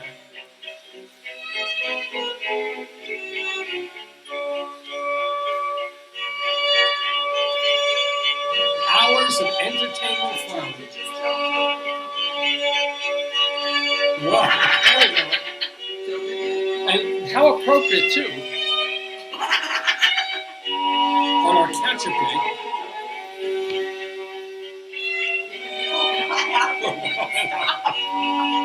All right, ladies and gentlemen, all we're doing now is delaying the inevitable. The sad, tragic inevitability of our Colorado Limerick of the Damned. This is because Joyce and I lived in Colorado for, about 12 years. 13. Almost 13 years. Lucky 13. Well, I thought most of those years were pretty lucky. I liked living out there. But I got it into my head, to write poems about as many places in Colorado as I could. Short poems, limericks, they're 5 lines long. And being limericks, they're supposed to be kind of naughty, raunchy, funny, dirty. And of course, I made them absolutely filthy, disgusting, and vile, because I'm me. And I started calling them Colorado Limericks of the Damned. Well, I'm still doing them, still writing them. I've got more than 250 of these things now, so I'm really casting about for places to write about. But I found one. This week's Colorado Limerick of the Damned will be Westminster, Ooh, Colorado. Yes, I very tried. Regal. Trying to find a rhyme because it's a limerick. You have to find 2 words that rhyme with Westminster. Good luck, right? I'm very afraid. I've done it. I'm sure you have. And I'm not very proud of it. But ladies and gentlemen, our Colorado Limerick of the Damned. You're the poetry man. A limerick is a comic verse of 5 lines, in which lines 1, 2, and 5 will end with words that rhyme. And likewise, verses 3 and 4 also end with words that rhyme. So this is a limerick. Rocky Mountain, Colorado. Yes, ladies and gentlemen, our Colorado Limerick of the Damned, where we go to an actual place. It's called Westminster, Colorado. It's a north central part of the state. And it's the 8th most populous city with 120,000 people. Ooh, that's big. It's actually part of the Denver metro greater that's area. Right, Denver, Westminster community. I heard that. And part of the Front Range. Yeah, So, in 1858, gold was discovered there, and the Homesteaders Act had pioneers come and stay there. You know, as they were on their way to California, they said, you know, you settle the land, you keep the land, build a house, and you can stay there for free. So they did. The first permanent resident was Kentucky farmer Pleasant Despain. Wow. Isn't that a great name? Pleasant Despain. That's a cool name. And then a guy named Ed Bowles built the Bowles House there in 1871, and it is still standing. You figure that's so long ago, but it's only 140 years. There were houses. He's a good carpenter. Yeah. In 1908, using sandstone from fairly nearby Red Rocks, they built Westminster University, which they modeled after Princeton. Wow. And it ran for a bit, but it closed during World War I because all the men went off to fight. Yeah. But they named the town after it, and that's how Westminster got its name, based on a university first. City Hall has a giant bell tower that is modeled after Big Ben. I wonder if this town has anything of its actual own, or they copy from everybody else. Well, you know. But it's a wonderful place. It's got lots of open spaces, golf courses, the Dry Creek Trail, and the Orchard Town Center Mall. So a very, very cool place to live. Westminster, Colorado. Or at least it was until I wrote a somebody poem. who lives there. We must have. My friend who came to visit here, you know her.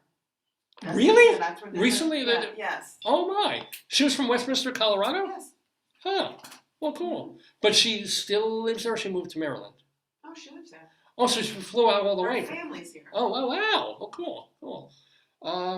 Well, great. Anyway, it's time for our... I see my head now. I say either or.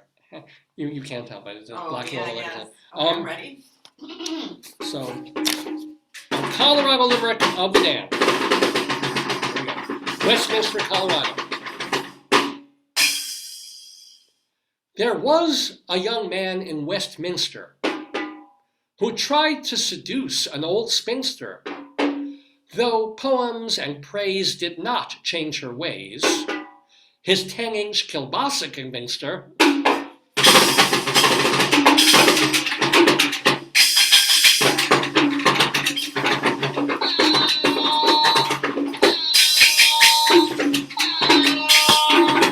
Please send your comments and complaints to davesgoneby@aol.com. That's how I get my mail. davesgoneby@aol.com. I'd love to read everything you send. I don't necessarily have a chance to respond. Or they can send you if they want to send you the Sir Kensington ketchup. Yes, if you have Sir Kensington in your closet and you want to share it with Dave and all my beloved potatoes, please.